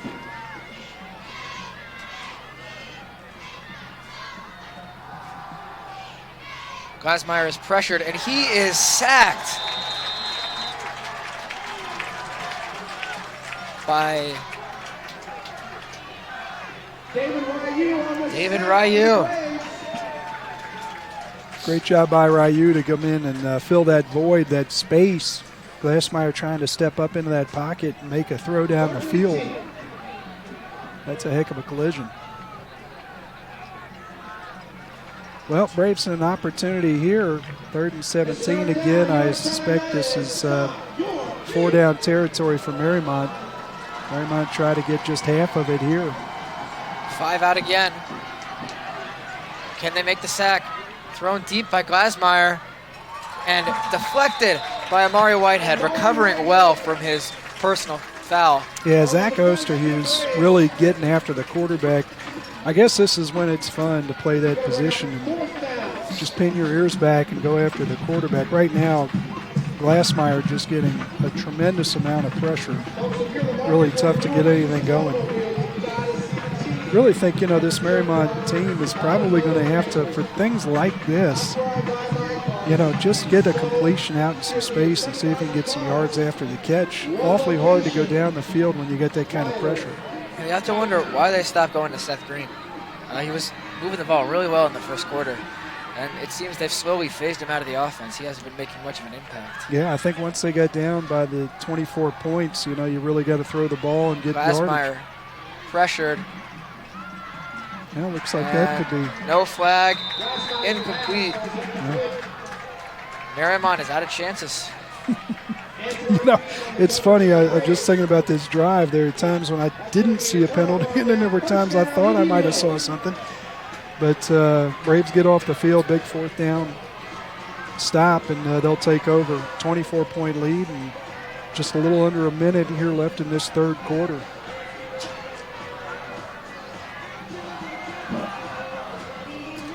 Take a look at some of the leaders here in the CHL while we've got a moment. In passing, I know Evan Prater is probably the player of the year here in this league. We'll see what happens. Cincinnati commit, like you say. But Sam Autry of Madeira. Handoff to Duke Weiler. Yeah, handoff to Duke Weiler amounts to nothing. 2-yard loss. Yeah, awkward end of that play.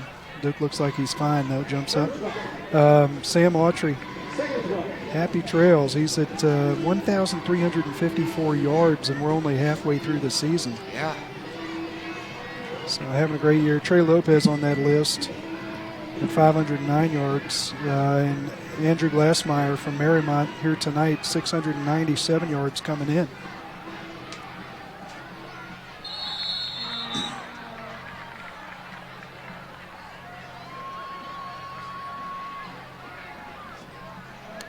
David Ryu with at least one, maybe not two, maybe 2 sacks tonight. Already leading the CHL in sacks with 4. Bring that total up. Yeah, absolutely. And that's a lot of motor. You can see it, just how hard he plays this game.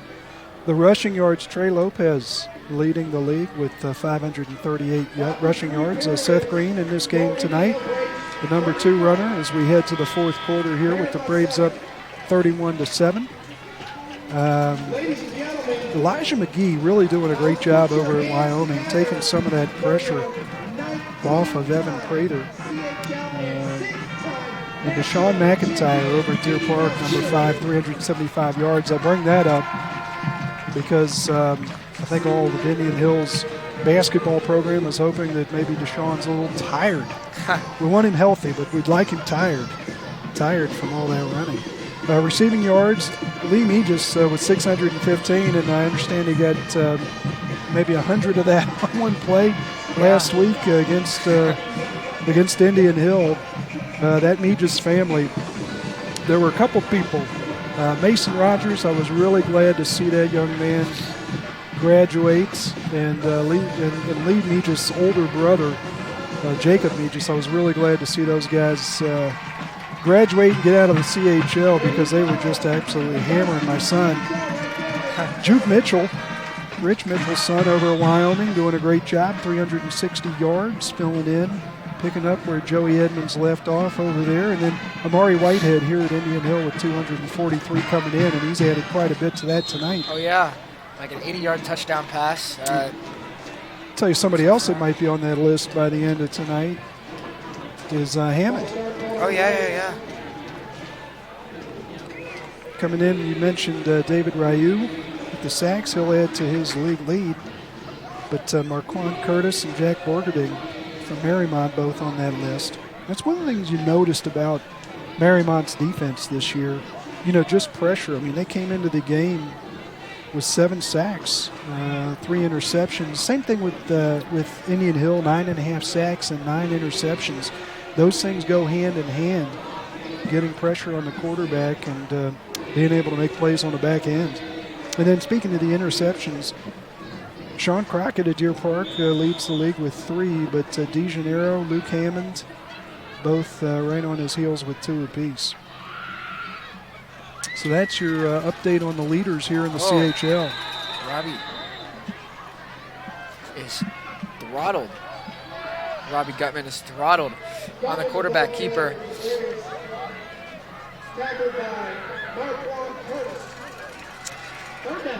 Yeah, Marquand, big kid. That's Good news is Gutman's up, and looks like he's fine. 3rd and 27 for the Braves. There you go. Hand off to Duke Weiler, who breaks quite a few tackles and bounces to the outside. He might get the first down, and he does. Boy, I tell And you. more. That's And a late hit. Yeah, they'll add As on to Duke that. Weiler runs into one of the cameramen. Yeah, so they're going to get another 15 yards on top of that. Looks like that ball's going to go from the 35 all the way down to the 20. It hit out of bounds. I think, and it's interesting, too, because I think it was a defensive back. Jack Borgerding chased him for quite a bit. You think about Borgerding's position. Pretty good athlete to be able to almost get to him. But I think that was one of the DBs that actually hit him when he got out of bounds. Let's take a look at that again. We talked about Weiler just getting more and more comfortable naturally as he gets more reps, and this is the play before where Robbie Gutman was taken down. And as they walk off the personal foul yardage, we'll take a look at Duke Weiler bouncing it out. And nice job there. Yeah, Seth Green not giving him a whole lot of effort right there. Seth's been involved in a lot of stuff tonight. But great job getting to the sideline, and yeah, it looked like number 10. Hits him. Yeah, and that wasn't a big hit, but can't do it. Rules are rule. Yeah. The cameraman, as you can see, got hit as Duke Weiler was falling out of bounds. Duke's got to dodge that cameraman. We don't get enough coverage. We need more guys showing up on the sideline. You got to encourage that.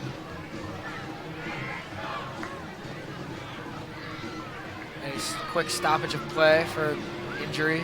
Yeah, it looks like they're taking a look at Robbie Gutman. Hopefully everything's okay there. Yeah. And, Trey Lopez looks to come back in. Terry Conti and the Indian Hill folks are going to make their way across.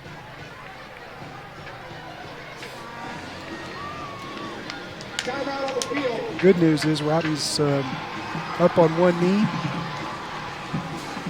So it looks like he's okay, standing up. That's good. Walking off the field is always a good sign. Yeah. Yeah. Hate to speculate. Looks like they're motioning to a certain part of the body, but we'll leave that for the way he's holding that right arm. I've had a collarbone. I know what that's like. Again, don't want to speculate. Hopefully everything's okay. Maybe just a stinger. Put your hands together for Robbie Gutman. Robbie Gutman, tremendous athlete, great kid. Seems to be holding his stomach.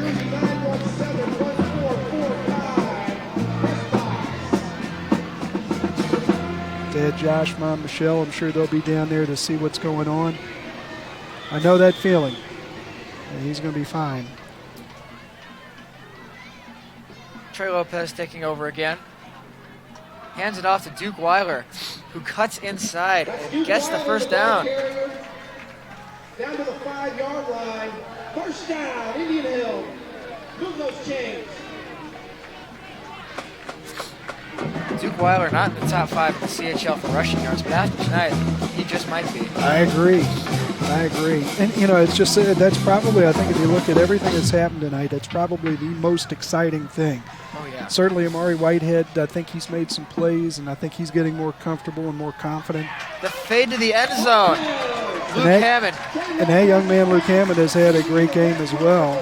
Caught 2 touchdowns and thrown another. Yep. He's done a great job. But, those are things that were established. Luke Hammond's had a heck of a year coming in.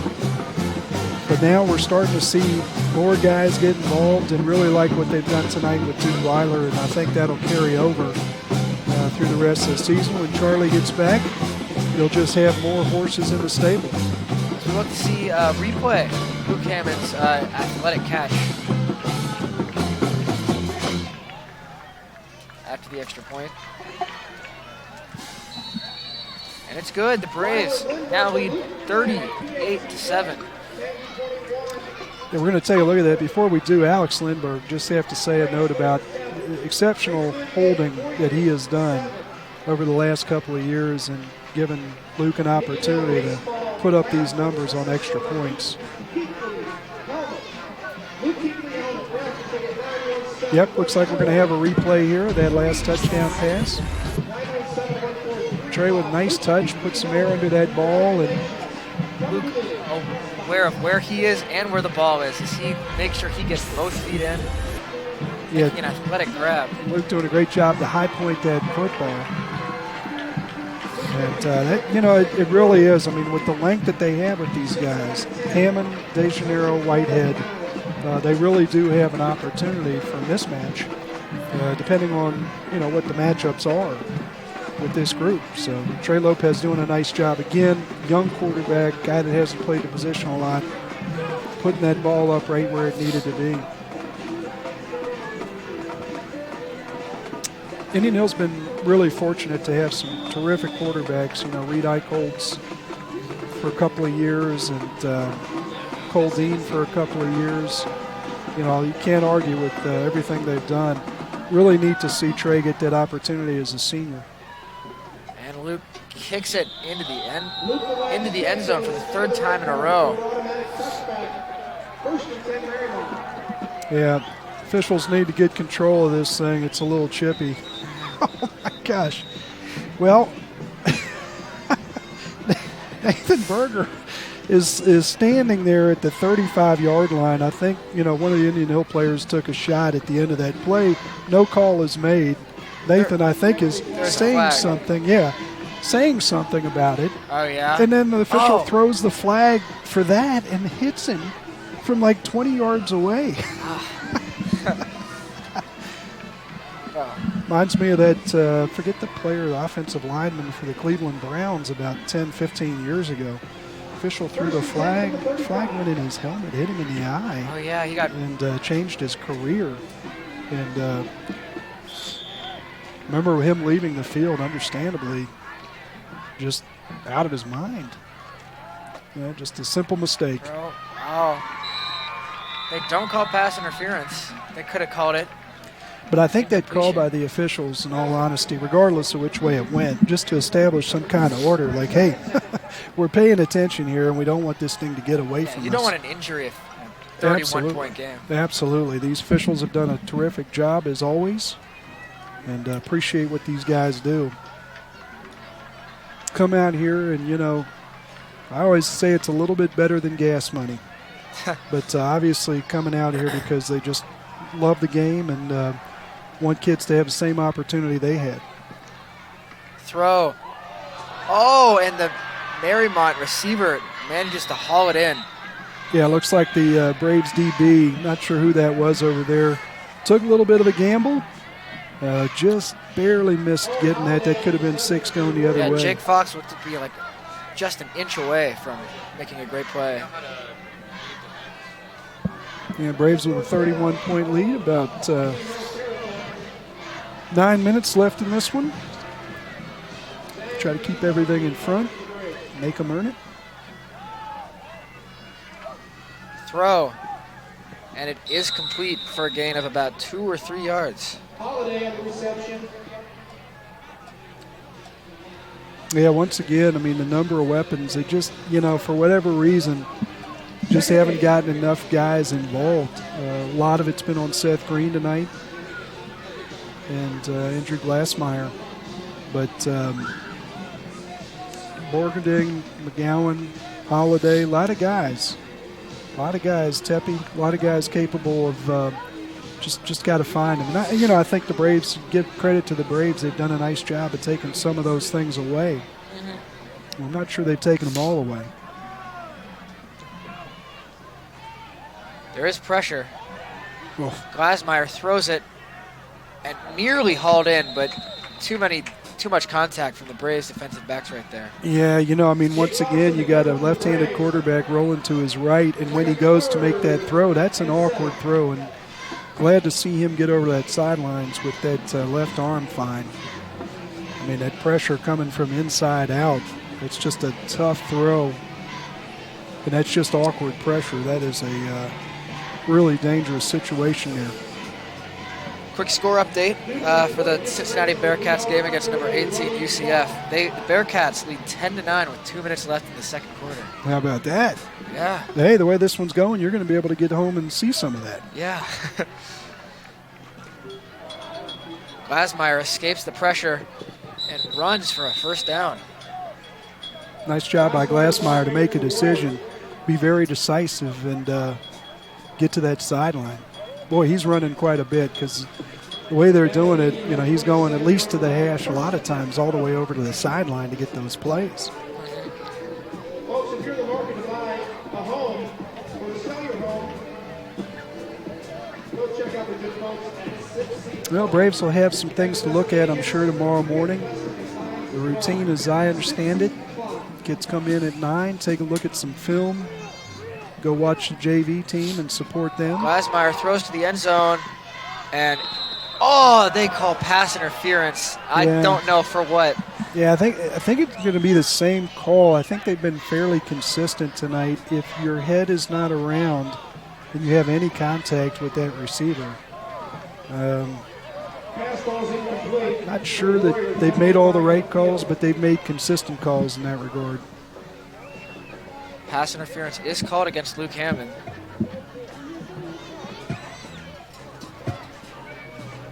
It's kind of an old school notion. You know, you see a lot of guys that, you know, some of the better corners in the NFL do not turn and look at the ball. Kind of an old man's notion that you should always turn and compete for the ball or don't make any contact.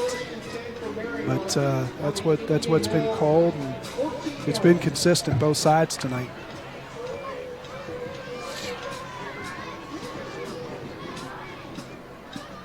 Mariemont looks to cut the deficit just a little bit late in the game. Pressure sailing out of bounds. Big hit. Yeah, great job by Antoine Peak, you know, to contest for the ball, but even more important, you know, I think that part of it is just Antoine's a really good kid, but I think he's also a smart guy to immediately go help him out. Oh, yeah, he didn't want any of the Don't give an official a chance to make a decision is what I always say.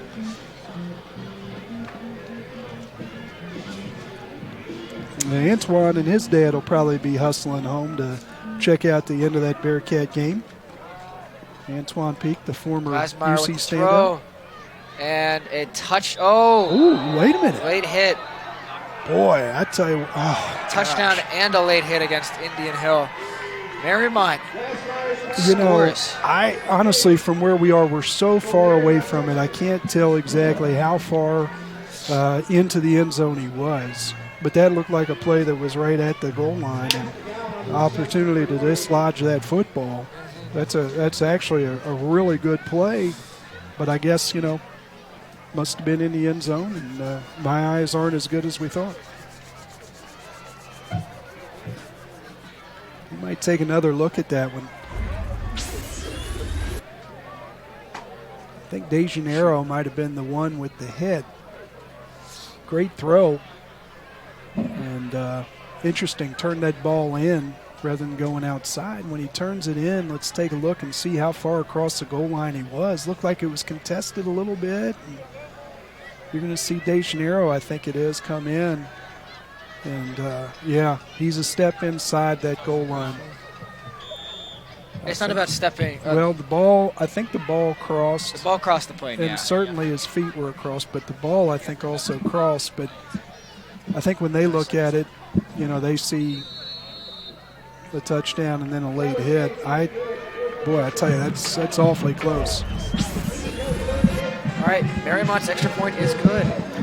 They score for the first time. I would advise cover up and expect a hit when you're at the goal line. That's take care of yourself, young man. Great job though by Mariemont to get on the board and keep fighting. You got 4.5 minutes left in this one.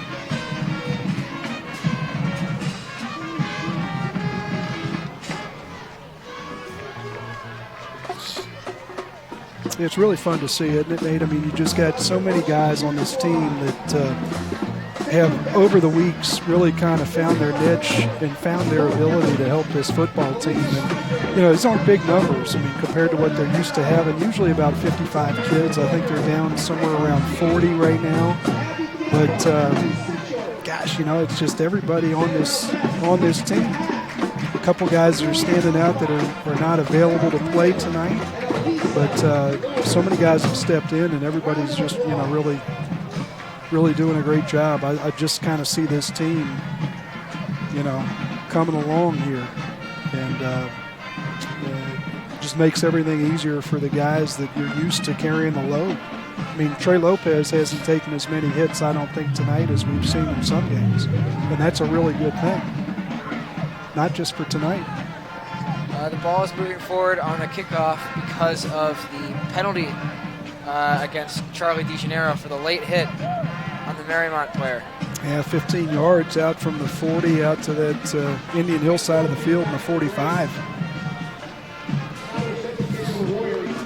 And this one, one where I think Mariemont's going to want to make Indian Hill field the football.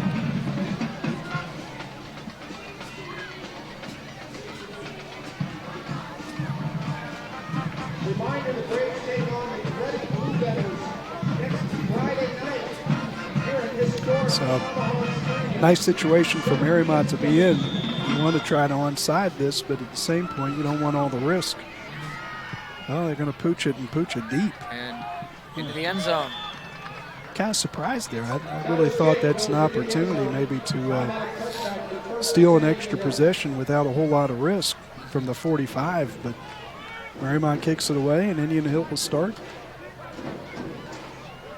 Their own 25-yard line. Student section staying pretty late in the game. Juniors and seniors mostly. A lot of the sophomores and freshmen have left. Yeah.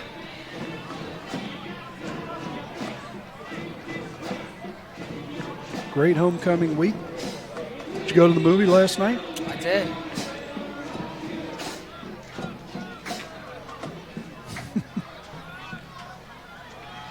Handoff to Duke Weiler.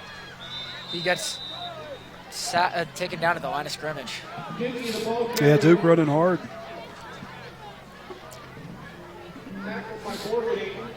Time is running down for Indian Hill. I don't think they want to get cocky here and run the score up on Mariemont.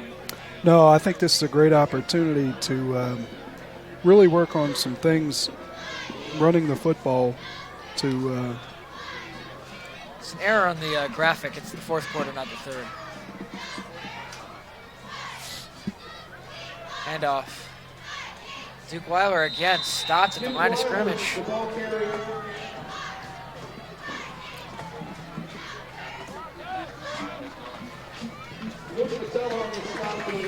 Robbie Goldman, who suffered an injury earlier, has an ice pack. Sorry, Gutman, not Goldman. Robbie Gutman has an ice pack on his throwing arm.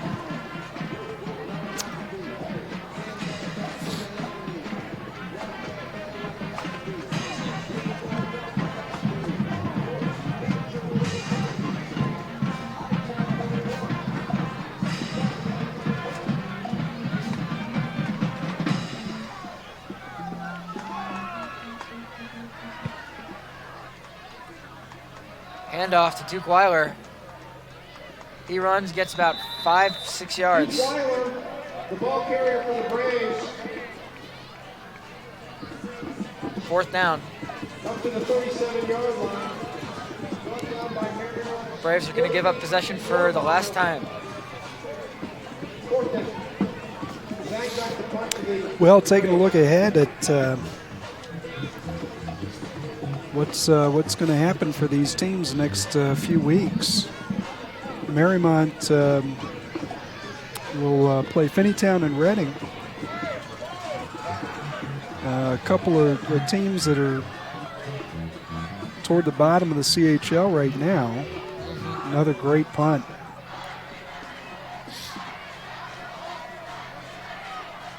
Breaking through some defenders, getting a little bit of extra yardage. Nice job there by Seth Green. You saw that opportunity earlier in the game where it just wasn't the right time to make that play. Obviously there he's taking a look and seeing if maybe he can get a special team score for his team. Fielded that one really nicely. Mariemont will have Finneytown and Reading before they play a pair of 4-win teams in Deer Park and Madeira as they finish out in weeks 9 and 10. I think that Mariemont-Madeira game is going to be fantastic. Indian Hill, the next 3 are with Reading, Taylor, and Finneytown, each coming in to tonight with 1 win. So the Braves with a chance to take it 1 week at a time, as they say, and get better. And then they'll finish the season week 10 at Wyoming. Probably going to decide the CHL. That's the whole plan, right? Yeah. I think that's, from August, I think that's what everybody's hoping. I got a feeling Wyoming is going to hold up their end of the bargain, and I think Indian Hill will too. It's always an electric atmosphere. Well,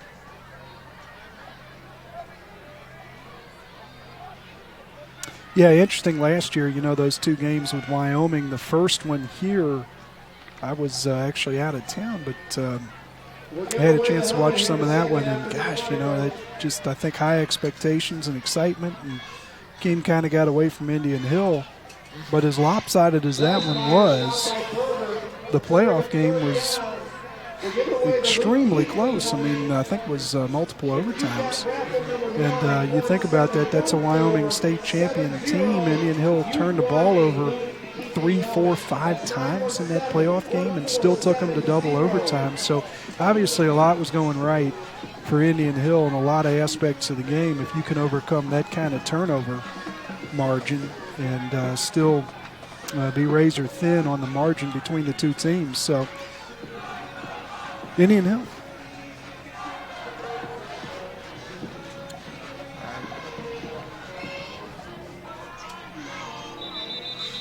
Delay a game or a timeout on Mariemont. 40 seconds left.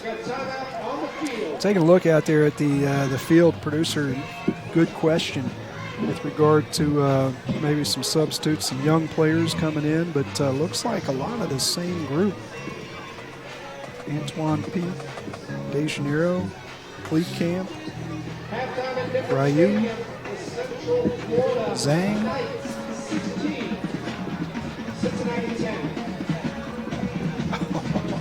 Little update there. Did you hear that? Yeah, 16 Central Florida right now leading 16-10 over Cincinnati at Nippert. Yeah, 44 seconds left in this one.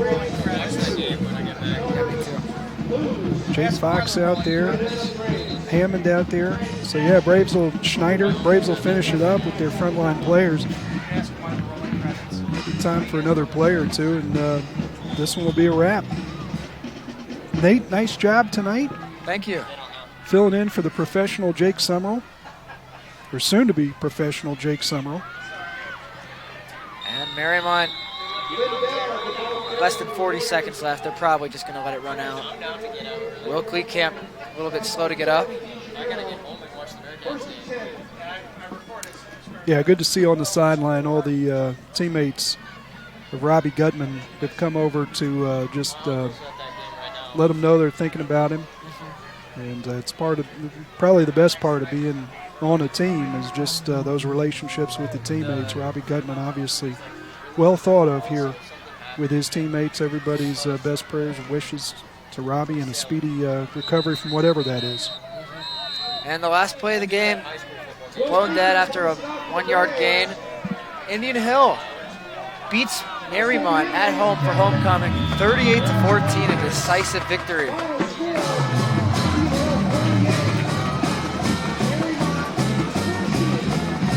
All right, thank you for tuning in to watch this game between Indian Hill and Mariemont. I'm Nate Strauss. Thank you for tuning in. Nate, have a great weekend. You too.